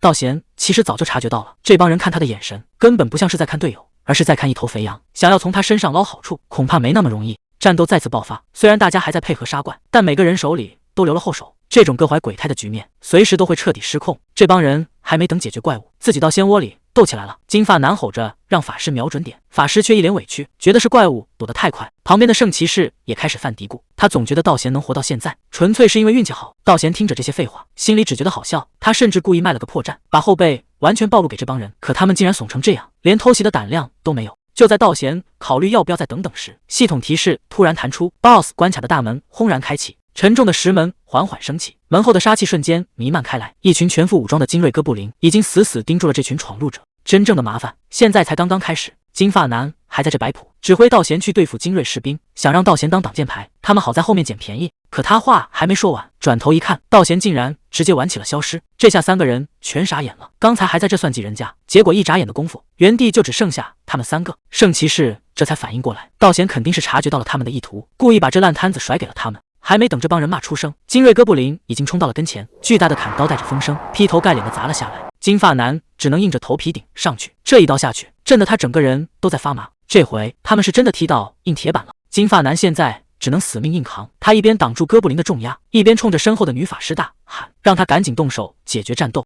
女法师慌慌张张地举起法杖，刚准备憋的大招，结果头顶突然一黑，一颗巨大的岩石直接砸在面前。这突如其来的变故把他的施法动作彻底打断，还没等这帮人反应过来，地面就开始剧烈震动，一只巨大的脚掌重重落下，光是这体型就比刚才的精锐士兵大出几倍。真正的副本 BOSS 哥布林百夫长就这么大摇大摆的现身了，看这架势，这帮人今天恐怕是走不掉了。金发男正带着队友打得满头大汗，还在这做梦，想让道贤帮他们拉仇恨。可他一回头，整个人都愣住了，道贤竟然像散步一样，不紧不慢地从阴影里走了出来。女法师气得直咬牙，她怎么也想不通，这个男人是怎么在怪物堆里毫发无伤地杀回来的。道贤扛着巨剑，冷笑一声，直接点破了他们的底细。你们和之前那个刺客小鬼是一伙的吧？金发男这下彻底怂了，眼看算计不成，他竟然厚着脸皮开始求饶，说虽然大家是敌人，但不如先联手把副本过了。这翻脸比翻书还快的演技，真是让人看笑了。金发男还在那喋喋不休，劝道贤为了通关先联手。道贤竟然破天荒地点了点头，说这个提议听起来挺合理。这帮人一听，还以为道贤真的被说动了，正准备高高兴兴的商量对策，却没发现道贤的眼神已经变了。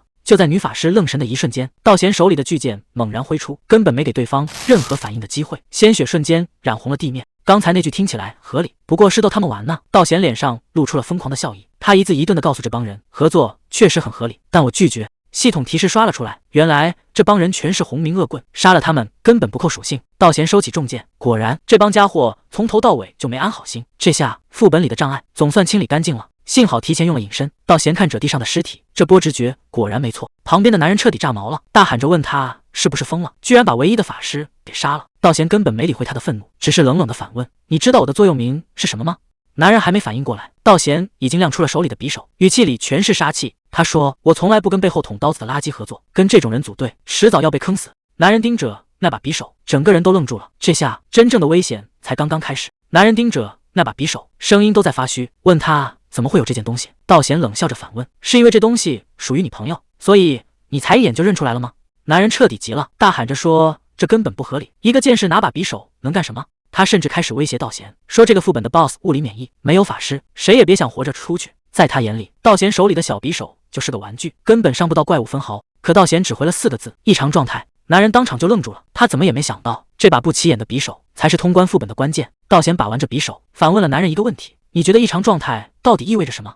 男人觉得他彻底疯了，居然想靠区区一个流血效果去挑战属性远超自己的对手。可道贤只是冷笑了一声，如果只是普通的流血，那确实没戏。就在男人还没反应过来的时候，道贤的身影瞬间消失，快到只能看见一道残影。男人还在那嘲讽说，这种刮痧攻击根本没用，属性差距是无法逾越的。可下一秒，系统提示直接刷屏，暗杀者的匕首效果强制激活。男人猛地喷出一口鲜血，整个人都傻了，他根本没意识到道贤的感知属性早就高到了离谱。这下麻烦了，原本以为是青铜，结果人家是来炸鱼的。系统提示疯狂刷屏，流血效果瞬间拉满。因为属性差距太大，男人的血条直接掉了一半，他整个人都懵了，嘴里不停念叨着不可能，明明自己等级更高，为什么会被对方压着打？他看着眼前的道贤，就像在看一个怪物，这种压倒性的属性差距根本不符合逻辑。道贤却表现得很淡定，甚至还耐心地解释了一句，说这个流血技能其实是他刚抽到的。最离谱的是，这个技能居然还能叠加伤害，连道贤自己都觉得有点意外。男人这下彻底没话说了，在绝对的力量面前，等级不过就是个数字而已。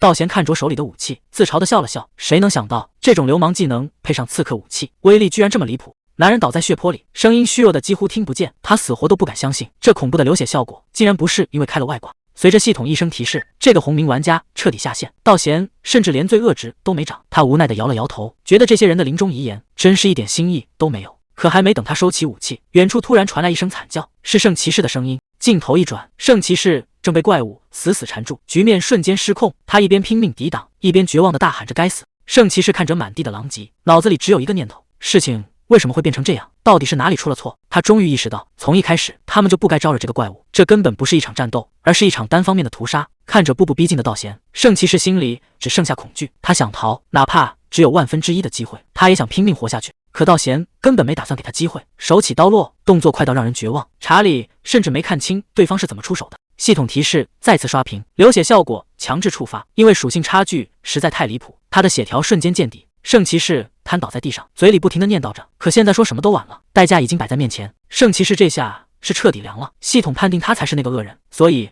道贤干掉他，连一点罪恶值都没涨。看着满地的残骸，道贤对自己现在的伤害表现得还算满意，毕竟他刚才把点数全都砸在了力量上。他盯着属性面板，心里还在盘算着，花了这么多点数，可千万的值回票价才行。可还没等他喘口气，地穴深处突然传来一声怒吼，真正的大家伙坐不住了。眼看着手下被清理干净，哥布林彻底陷入狂暴，那体型和压迫感跟刚才的小怪完全不是一个级别。道贤停下动作，看着眼前这个暴走的怪物，这下麻烦真的大了。道贤看着冲过来的大家伙，这才想起来副本里最麻烦的 BOSS 还没解决掉呢。不过他一点都不慌，反而露出了那种让人脊背发凉的笑容。既然这家伙这么急着送死，那就陪他好好玩玩。哥布林咆哮着扑过来，那阵仗确实挺吓人。可道贤连重剑都没拔，只是静静地站在原地。就在双方接触的一瞬间，道贤突然发力，整个人像离弦的箭一样，直接腾空而起。这一脚是陈立猛正中哥布林的面门，刚才还不可一世的 BOSS 瞬间被打得满脸是血。随着一声闷响，体型巨大的酋长重重摔在地上，局面彻底反转。真正的猎杀现在才正式开始。道贤盯着眼前的怪物，眼神里没有一丝犹豫。既然已经动了手，那就彻底送他上路。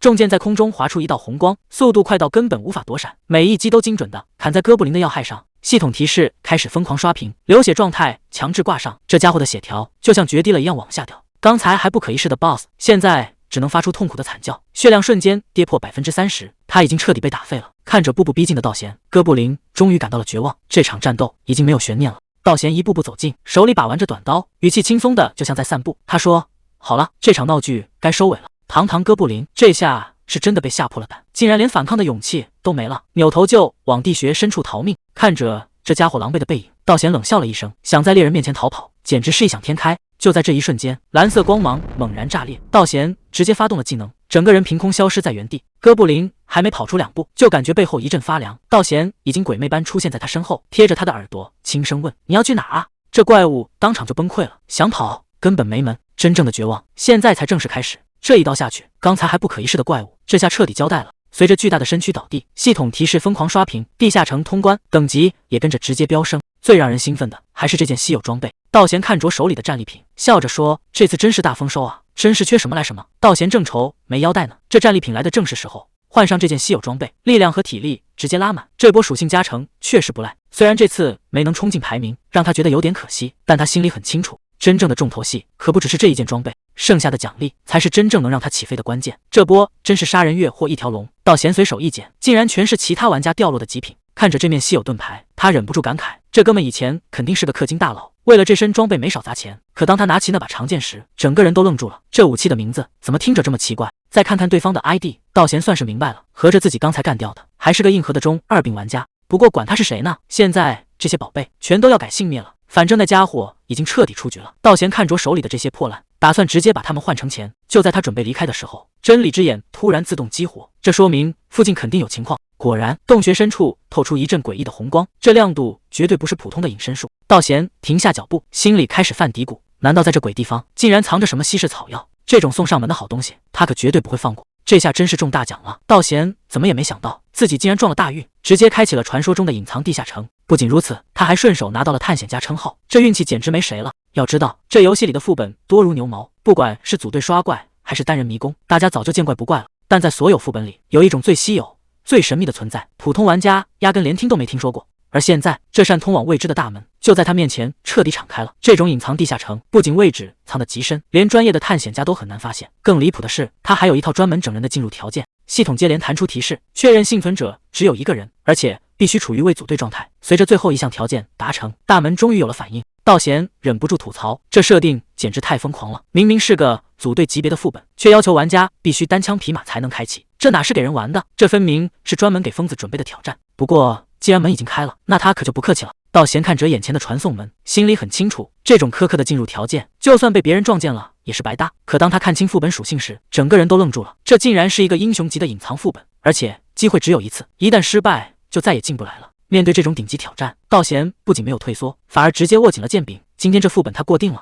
但就在这时，排名1000多位的老手弗里德却给出了一个恐怖的评价。在他看来，擅自闯入这种隐藏地下城，简直跟主动把头伸进怪兽嘴里没什么区别。这门后的危险程度，恐怕远超所有人的想象。看到弗里德的评价，直播间的观众全都不信邪，觉得这老头是在危言耸听。既然这么危险，为什么大家还拼命想进去？难道全都是活腻了去送死吗？面对这些质疑，只有真正进去过的人才知道，弗里德的话一点都没夸张。想象一下，当你毫无防备地把头伸进猛兽的嘴里，结果会是什么？就在你低头的一瞬间，那张血盆大口会直接合拢，连挣扎的机会都不会给你。这就是隐藏地下城的真相，它根本不是什么宝库，而是一个专门诱捕猎物的死亡陷阱。怪物在暗处张开大嘴，正耐心地守株待兔，就等着猎物自己送上门来。道贤没有犹豫，直接跨过了那道传送门，正式踏入了这片未知的境地。可还没等他站稳脚跟，副本就给了他一个下马威，一颗诅咒之球毫无征兆的袭来，精准的击中了他。系统提示音瞬间响起，他陷入了极其麻烦的黑暗视觉状态，视野范围被强行压缩。这下麻烦了，在这危机四伏的地下城里，他竟然直接变成了两眼一抹黑。本以为这记诅咒能困住道贤，可谁都没想到，他身上自带的英雄特质竟然直接免疫了精神侵蚀。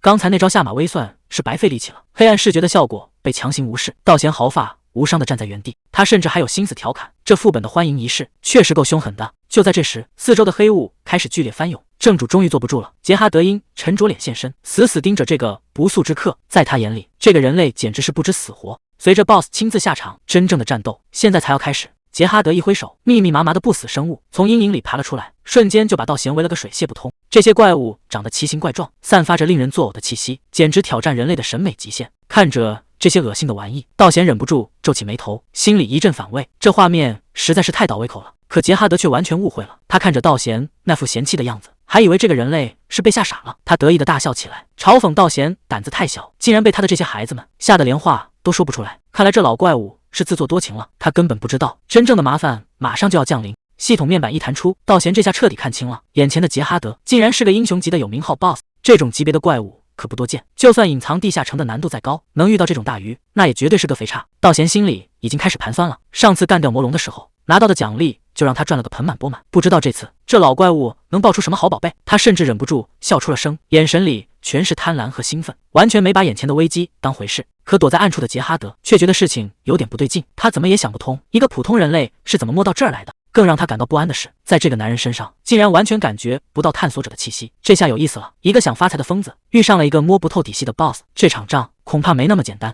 杰哈德在暗中观察了半天，发现道贤身上的气息非常古怪，竟然混合了多种不同的力量，这让他感到有些不可思议。道贤也察觉到了对方的视线，心里暗自琢磨，这老怪物作为哥布林来说，感知力确实有点东西。可杰哈德已经没耐心玩下去了，不管道贤到底是什么来头，既然敢闯进他的老巢，那就只有死路一条。随着他的一声令下，四周瞬间爆发出一阵刺眼的紫光，无数怪物像是疯了一样，嘶吼着从阴影里冲了出来。放眼望去，全是密密麻麻的尖牙和利爪。道贤已经被这股怪物潮水彻底淹没了。面对这种必死的局面，他到底要怎么杀出重围？面对重重包围，道贤竟然笑出了声：“你是不是觉得我一点都不紧张？既然你这么自信，那我就要好好教教你，远程职业被近身之后到底该怎么保命。”话音刚落，道贤整个人化做一道蓝光，在怪物群中疯狂穿梭，速度快到只剩下残影。杰哈德这下彻底傻眼了，他还没看清怎么回事，道贤就已经神不知鬼不觉的出现在了他的身后。就在这时，系统提示疯狂刷屏，尸体控制和尸体爆炸瞬间激活，那些原本被召唤出来的怪物，现在全成了道贤手中的连环炸弹。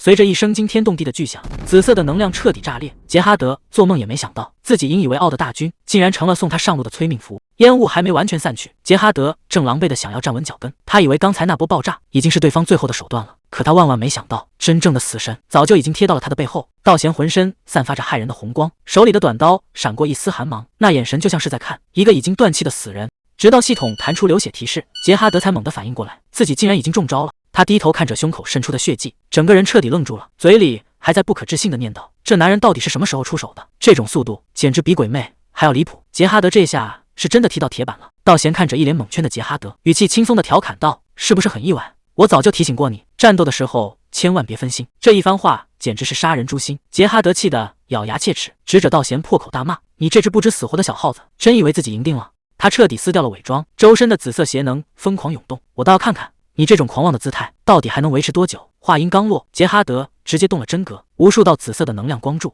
像暴雨一样砸向地面，整个空间都被这股力量震得粉碎。道贤在爆炸的火光中快速穿梭，局面瞬间变得失控。这老怪物显然是要拼命了，道贤还能像刚才那样游刃有余的应对吗？杰哈德显然已经打红了眼，紫色的能量像不要钱一样疯狂倾泻，想要靠这种地毯式轰炸把道贤彻底抹除。但在道贤眼里，这些看似密不透风的攻击简直就像是慢动作。他冷静地观察着对方每一个细微的动作，杰哈德瞄准的位置、攻击的落点，甚至接下来的每一步计划，全都逃不过他的眼睛。这种级别的战斗，在看穿了一切的道贤面前，已经没有任何秘密可言。杰哈德还在那白费力气，却不知道他所有的底牌早就被道贤摸得清清楚楚。杰哈德现在彻底疯了，他张开血盆，大口狂笑着，发出了最后的死亡宣言，一切都要在这里结束了。就在这时，系统突然弹出了血红的警告，这老怪物竟然献祭了所有，发动了隐藏的终极禁术大施暴术，这可是压箱底的绝招，一旦炸开，方圆百里恐怕都要化为灰烬。紧接着，毁天灭地的紫色能量瞬间席卷了整个战场，刺眼的光芒几乎要刺穿屏幕。这下麻烦大了，面对这种同归于尽的打法，道贤还能有活路吗？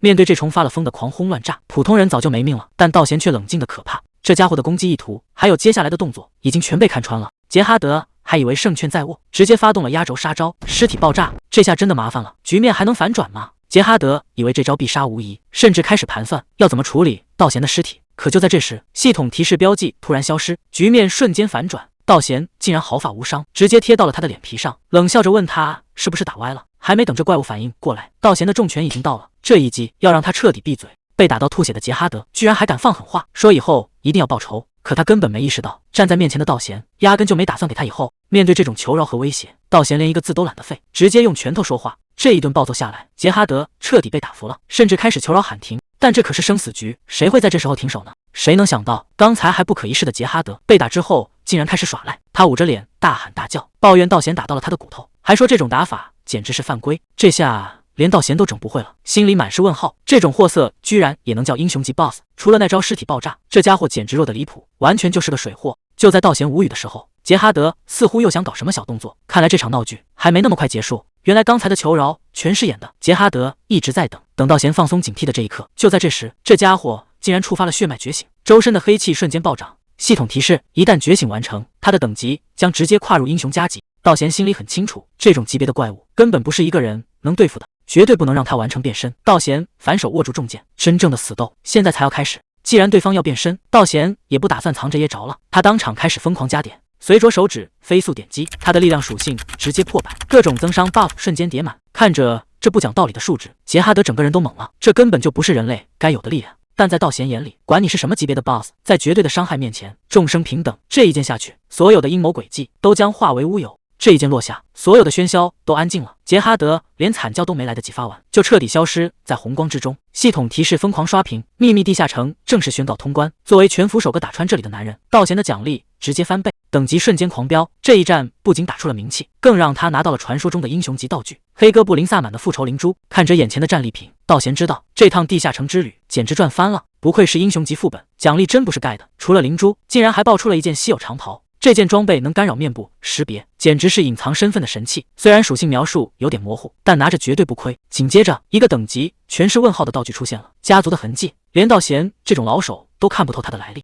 就在他准备收工时，最后一件战利品刷了出来，竟然是一张未鉴定的卡片。看来这游戏的官方在卡片系统上藏了不少好东西，这背后的秘密恐怕比想象中还要深。在这个游戏里，卡片系统远比想象中强大，不只是技能和附魔，连那些凶悍的副本 BOSS 都能被封印在卡片之中。道贤起初还没当回事，以为这顶多就是个附魔材料，可当他看清卡片描述时，整个人都愣住了。这竟然是一张守护者卡，只要发动就能把刚才那个难缠的杰哈德直接召唤出来当保镖。要知道，像火法师的沙罗曼蛇，或者是炼金术士的巨型魔像，都是这种级别的存在。这下道贤手里等于握住了一个随时待命的顶级战力。看着手里的守护者卡，道贤心里其实挺嫌弃的，毕竟他见过紫薇带的那种神兽，既霸气又能打。在他看来，一般的守护者纯属烧钱的货，关键时刻一点用都没有。但他还是抱着试试看的心态，按下了召唤键。随着一阵雷光闪过，刚才那个不可一世的 BOSS 竟然缩水成了一个矮小的哥布林，等级只有1级，忠诚度更是尴尬的0分。这下场面彻底僵住了。杰哈德刚一露面，看清眼前的人竟然是道贤，吓得当场尖叫起来：“怎么又是你？这个杀神怎么还没走？”看着眼前这个猥琐的哥布林，道贤彻底无语了。原本以为守护者都该是那种威风凛凛带着翅膀的神兽，结果现实却给了他沉重一击。这个杰哈德不仅长得寒碜，嘴里还一直骂骂咧咧，抱怨自己竟然成了人类的仆人。更离谱的是，他的属性词条全是欺软怕硬。就在这时，系统发出了红色警告，由于这家伙的忠诚度低到离谱，他不仅不会帮忙，还随时可能在背后捅刀子。这哪是招了个保镖，这分明是请了个祖宗回来。道贤现在只想知道这玩意儿到底能不能退货。看着杰哈德这副嚣张的德行，道贤决定不能就这么轻易放过他。既然忠诚度是0，那就要用点特殊手段来教教他规矩。可这小东西还没意识到危险，竟然还敢直呼道贤为人类，这一句话直接让道贤的怒火彻底爆发。看来你的思想觉悟很有问题，既然不服管教，那就先从最基本的体罚开始吧。1秒钟挨一下，谁也别想停。杰哈德还没反应过来是怎么回事，但看着道贤那双发红的眼睛，他知道自己这下是真的要倒霉了。道贤露出了反派般的笑容，轻声宣布教育正式开始。既然讲道理听不进去，那就只能换一种沟通方式了。随着洞穴里传出一阵阵惨叫，系统竟然弹出了离谱的提示：道贤每挥动一次拳头，杰哈德那原本是0的忠诚度，竟然开始蹭蹭往上涨。这下连道贤都看傻了，原来这家伙是个典型的受虐狂，好言好语他不听，非要挨顿揍才觉得亲切。看来在这个世界里，物理服人才是硬道理，只要拳头够硬，就没有收服不了的守护者。打完收工，一眨眼的功夫，外面的天都已经黑了。道贤伸了个懒腰，感叹这一天过得真快，肚子也跟着闹起了革命。他推开门问：“妈，家里还有吃的吗？”结果妹妹头也不回，反问他是不是记错了，家里哪有余粮给他留着？这反差也太大了，刚才还在拯救世界，现在连口热饭都混不上。看着眼前这一幕，道贤整个人都无语了，这画面确实有点冲击力。他随口问了一句：“妈去哪了？”结果妹妹头也不抬，说：“老妈早就出门约会去了。”道贤凑过去看电视，发现妹妹居然在看游戏直播。他随口问了一句：“你也玩这个游戏？”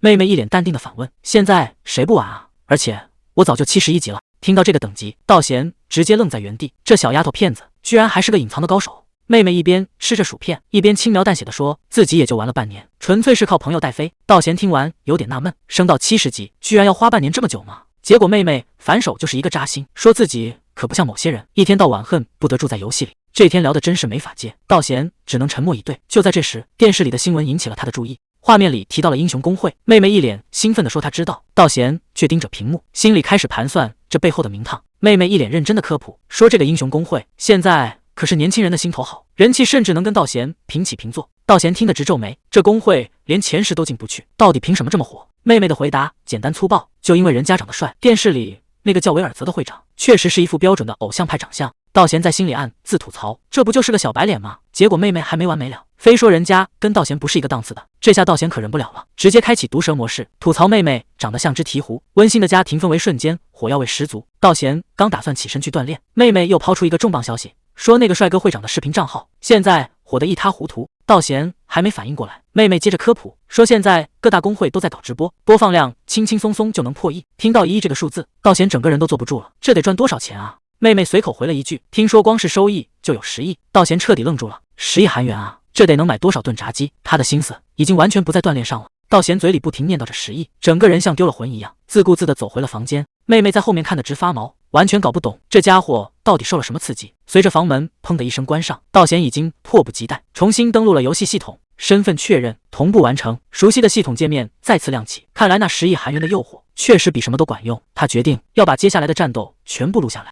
道贤已经开启了录制模式，既然拍视频能赚大钱，那接下来的每一场战斗都不能浪费。就在这时，杰哈德从传送门里钻了出来。这小家伙一开口就没大没小，连敬语都给省了。道贤倒是挺大度，摆摆手说怎么舒服怎么叫，顺手还扔过去一件披风，让他赶紧穿上。本以为这波收买人心很稳，谁知道系统突然弹出提示，杰哈德的忠诚度竟然下降了，这下尴尬了。送礼送到了马蹄子上，看来这届小弟比想象中还要难带。杰哈德刚披上斗篷，就开始在那儿阴阳怪气，居然说自己现在自由了，这不明摆着要造反吗？道贤一听这话，火气蹭的一下就上来了，吓得杰哈德赶紧改口，一边道谢一边疯狂表忠心。看着系统提示忠诚度又涨了回来，道贤也是彻底无语，这忠诚度简直跟橡皮筋一样，说变就变。杰哈德穿戴整齐后，还傻乎乎地问接下来去哪。道贤冷笑一声，说咱们现在得赶紧跑路。这下轮到杰哈德猛了，刚收的小弟还没捂热乎，怎么一上来就要开始大逃亡？所谓的跑路，其实就是换个地方单方面屠杀。森林里第哥布林和巨型蜘蛛还没反应过来，就全成了剑下魂。看着满地的怪物尸体，杰哈德忍不住在一旁感叹：这些家伙也真是够倒霉的，偏偏撞上了道贤这个大恶魔。此时的道贤浑身散发着让人胆寒的杀气，他头也不回地招了招手，示意杰哈德赶紧滚过来。杰哈德吓得一激灵，半句废话都不敢多说，抱着短剑一路小跑，生怕慢了一秒就会变成下一个祭品。道贤指了指地上的战利品，让他把捡到的东西全部堆好。看来这场杀戮仅仅只是为了收集材料的开始。道贤看着满地的尸体，突然想到了一个变废为宝的主意，他让杰哈德试试看能不能把这些死掉的怪物变成不死族。杰哈德立马来了兴致，对着一具哥布林尸体就开始念咒，随着一阵诡异的紫色光芒爆发，原本已经凉透的怪物竟然摇摇晃晃站了起来。系统提示音紧接着响起，杰哈德成功转化了不死族士兵。虽然这小家伙嘴上还挺谦虚，说自己现在只能勉强召唤这几个，但看着眼前这支听话的僵尸小队，道贤心里已经有了底。他淡淡的回了一句还不赖。这下麻烦了，有了这招无限续航的复活术，接下来的战斗恐怕要变成一场彻头彻尾的噩梦了。道贤看着这几个不死族士兵，觉得这买卖确实划算，以后冲锋陷阵总算有几个垫背的了。可还没等他下令，这几个哥布林就一溜烟跑了。道贤一脸懵地问他们去哪，杰哈德倒是挺得意，说已经命令他们去打扫战场捡道具了。这下连道贤都无语了，这小东西适应的比谁都快，刚当上小队长就开始当起甩手掌柜分配杂活了。不过现在最让道贤头疼的还是这慢如蜗牛的升级速度，杀这些小喽啰根本不够看。道贤正愁升级太慢，要是能来点精英怪就好了。杰哈德突然开口说他知道那些家伙在哪，而且整天都聚在一起。这下道贤可坐不住了，既然这些经验包主动送上门，那就全部一锅端了。杰哈德果然没带错路，放眼望去全是精英怪，这下真的要发财了。就在这时，系统竟然触发了隐藏任务，奖励里居然有终极技能券，这可是难得一见的宝贝。道贤盯着眼前的经验包，这次他势在必得，趁着怪物还在吃干粮，道贤直接闪现到了他面前，甚至还有心思打个招呼。这怪物反应倒也不慢，反手就是一记重砍，想要把这个不速之客劈成两半。可惜他根本不知道眼前的男人到底有多恐怖，真正的狩猎才刚刚开始。道贤这一脚力道极重，直接把怪物的脸都给踢碎了，但这仅仅只是个热身，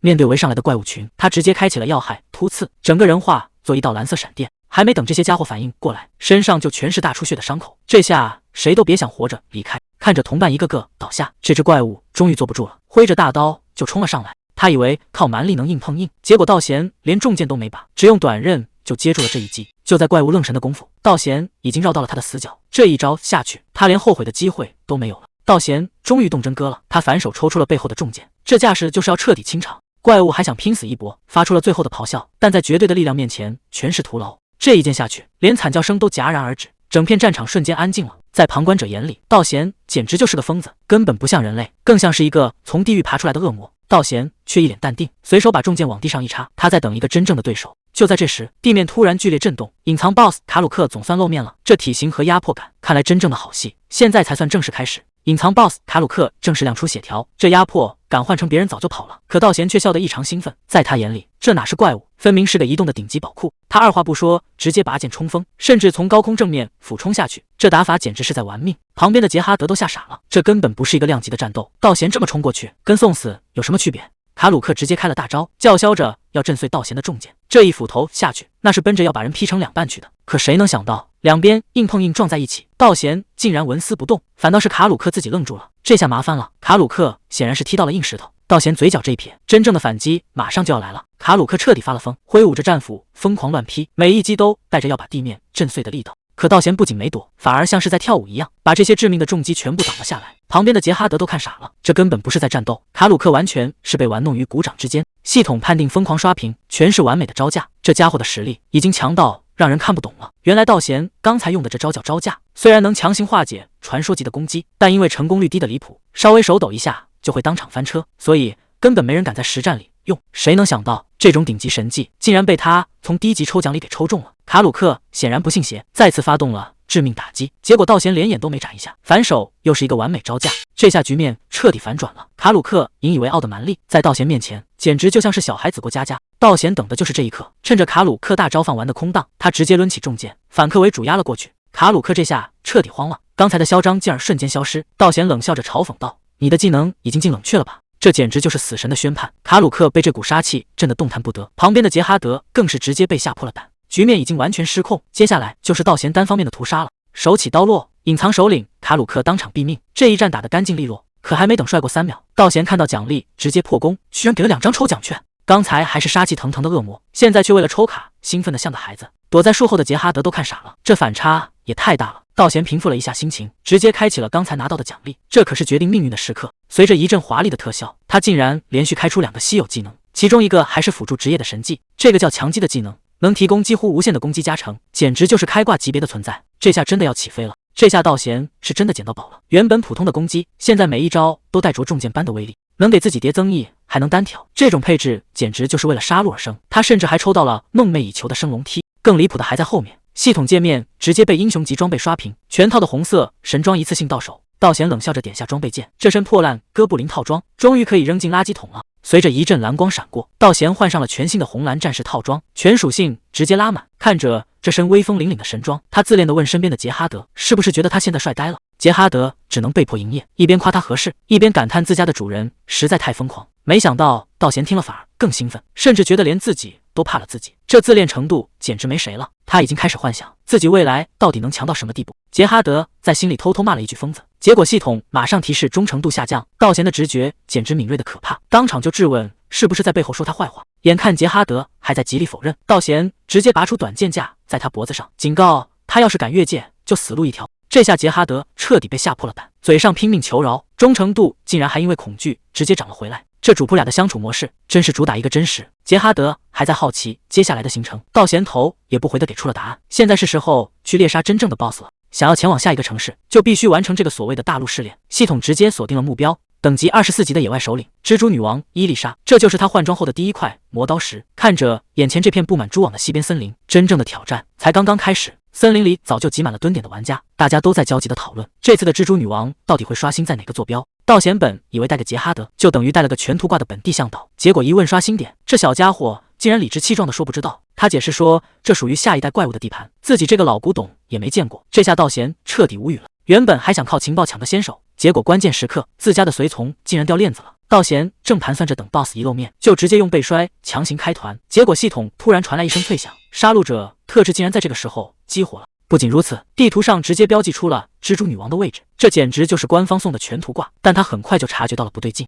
自己明明从来没猎杀过蜘蛛类的怪物，为什么会触发这个特质？他盯着那个闪烁的标记，突然意识到一个惊人的事实，这个杀戮者称号的判定逻辑恐怕比他想象的还要恐怖。既然这个特质能定位所有 BOSS， 那原理是什么已经不重要了。道贤现在脑子里只有一个念头，那就是直接包场。在所有玩家还在苦苦蹲点的时候，他已经发动了被摔技能，就在众人的眼皮子底下，他整个人唰的一声消失在原地。这招超远距离的位移让他直接跳过了所有障碍。等他再次睁眼，巨大的蜘蛛女王已经近在咫尺。这波截胡简直玩得太漂亮了。面对杰哈德一脸崇拜的询问，道贤只是轻描淡写的回了一句：“你就当这是白捡的便宜吧。”但眼前的局面显然没那么简单。这只叫伊丽莎的蜘蛛女王，体型大的简直离谱，光是那几对发红光的复眼，就透着一股让人胆寒的压迫感。系统面板显示的属性全是很活，钢铁蛛网外加致命剧毒，换做普通玩家早就被吓退了。可道贤却完全没打算收手，就在 BOSS 疯狂咆哮的瞬间，他再次开启了被摔技能。看这架势，他是打算跟这个巨物正面硬刚了。蜘蛛女王还没反应过来是怎么回事，道贤的攻击已经到了跟前。这一记升龙踢不仅带出了金色巨龙，还触发了套装的额外伤害加成。这一脚的威力简直要把天踢穿，刚才还不可一世的 BOSS 现在只能发出绝望的哀鸣，整个脑袋都被这一击彻底贯穿。看着道贤那冷峻的眼神，谁都清楚这场战斗已经提前画上句号了。道贤已经锁定了目标，接下来的场面普通人根本看不清。道贤的速度快到离谱，每一道红光闪过都是致命的收割。这蜘蛛女王彻底懵了，她竟然对着空气喊出一个名字，难道她还保留着人类的记忆？可惜道贤根本不给她喘息的机会，这一连串的爆发就是要彻底终结这场战斗。道贤这下是动真格了。随着攻击力疯狂飙升，他周身的斗气已经彻底炸开。这蜘蛛女王显然被吓破了胆，临死前还在疯狂尖叫，但一切都已经太迟了。这一记升龙踢直接幻化出金色的巨龙，那是足以贯穿一切的力量。胜负已定，在绝对的实力面前，这只蜘蛛女王连挣扎的机会都没有。连躲在暗处的杰哈德都看傻了，这蜘蛛女王真是到了大霉，偏偏撞在了这个恶魔手里。面对蜘蛛女王的哀求，道贤根本不打算收手，他冷笑着说：“我可不认识什么伊丽莎。”这种临死前的挣扎反而让他更兴奋了，他倒要看看，等这蜘蛛女王断了气，还能不能喊出那个名字。这下彻底没戏了。随着道贤步步逼近，整片山谷只剩下绝望的惨叫。原本躲在旁边的杰哈德还在感叹道贤下手太狠，可听到蜘蛛女王嘴里喊出的名字，他整个人都愣住了。伊丽莎这个名字听起来太耳熟了。就在他反应过来的那一刻，局面瞬间发生了反转。眼看道贤又要出手，杰哈德竟然不顾危险冲了出来，拼了命地大喊住手。这下连道贤都懵了，他硬生生收回了攻击，满脸疑惑地看着这个小家伙，到底是怎么回事？这个名字背后藏着什么秘密，竟然能让杰哈德冒死拦下这一剑？这下全乱了，杰哈德竟然冲到蜘蛛女王面前，拼命喊着那个叫伊丽莎的名字，他想让这只蜘蛛女王清醒过来。谁能想到，原本狂暴的蜘蛛女王竟然真的停下了动作，她嘴里模糊地重复着那个名字。就在这一刻，蜘蛛女王的眼神彻底变了，不再有杀气，反而透着一种说不出的哀伤。事情果然不对劲，画面突然转到了150年前，在那片古老的森林里，一段被埋没的真相终于要揭开了。谁能想到，那只杀人不眨眼的巨型蜘蛛，150年前竟然这么小一只。杰哈德在森林里捡到它时，还以为自己捡了个什么稀罕宝贝。他问这小家伙愿不愿意跟他走，结果这小蜘蛛只会不停地叫着丽莎。杰哈德嫌这名字太土，非要给他改名叫伊丽莎。可这小家伙脾气还挺倔，不管怎么教，嘴里永远只有那2个字。老哥布林最后也只能妥协。行吧，你想叫丽莎就叫丽莎，反正以后我就管你叫伊丽莎了。看着这一大一小斗嘴的样子，谁能预料到这段温馨的相遇最后会变成一场无法挽回的噩梦？这一天，杰哈德像往常一样准备出门，他叮嘱丽莎乖乖待在家里，因为外面的世界对他来说太危险了。丽莎虽然舍不得，但也只能眼巴巴地看着他离开。杰哈德回头笑了笑，说自己很快就会回来。可谁能想到，这一走他就再也没有回来。日子一天天过去，月亮升起又落下，原本整洁的房间布满了灰尘和蛛网。丽莎就那样一动不动地守在门口。1年、10年，她始终在等那个推门而入的身影，却不知道她等的人早已消失在了荒野之中。整整100年，伊丽莎就那样守在空荡荡的小屋里，直到连房子都快塌了，她才决定离开，去往西边那片最初相遇的森林。为了不让自己忘记，他一路上不停地重复着那个名字，那是主人留给他唯一的念想，也是支撑他活下去的全部。画面一转，杰哈德正抱着巨大的蜘蛛放声大喊，而那只蜘蛛女王也在微弱地回应着那个名字。就在这感人的重逢时刻，道贤却冷冷地站在一旁，他一针见血地指出了那个最残忍的事实，说到底不就是你亲手抛弃了他吗？这句话一出，原本悲伤的气氛瞬间降到了冰点。真相往往比等待更加伤人。道贤的问题直戳要害，既然你这么在意他，为什么要躲起来？而且这一躲就是整整150年。杰哈德沉默了很久，他低声说：“有些事情现在还没法开口，因为这已经超出了他的能力范围。”气氛一下子变得有些诡异。道贤虽然满肚子疑惑，但现在显然不是追问的时候，因为还有一个更现实的问题摆在面前。这毕竟是毕业任务，如果不把这只蜘蛛女王解决掉，回去根本没法交代。杰哈德看着身边的庞然大物，最后也只能无奈地低下了头。他很清楚，有些结局从一开始就已经注定了。谁能想到，这一场跨越100年的重逢，等来的竟然是这种结局？蜘蛛女王不停地重复着自己的名字，杰哈德听着听着，突然开始拼命摇头，他大喊着不肯接受，仿佛听到了这世界上最恐怖的诅咒。道贤走上前询问情况，杰哈德沉默了片刻，终于说出了那个让人心碎的真相。他说，他想让你亲手杀了他。等了100年，念了100年，伊丽莎最后的愿望，竟然是想死在最爱的人手里。这下麻烦了，面对这样一个请求，谁又能真的下得去手？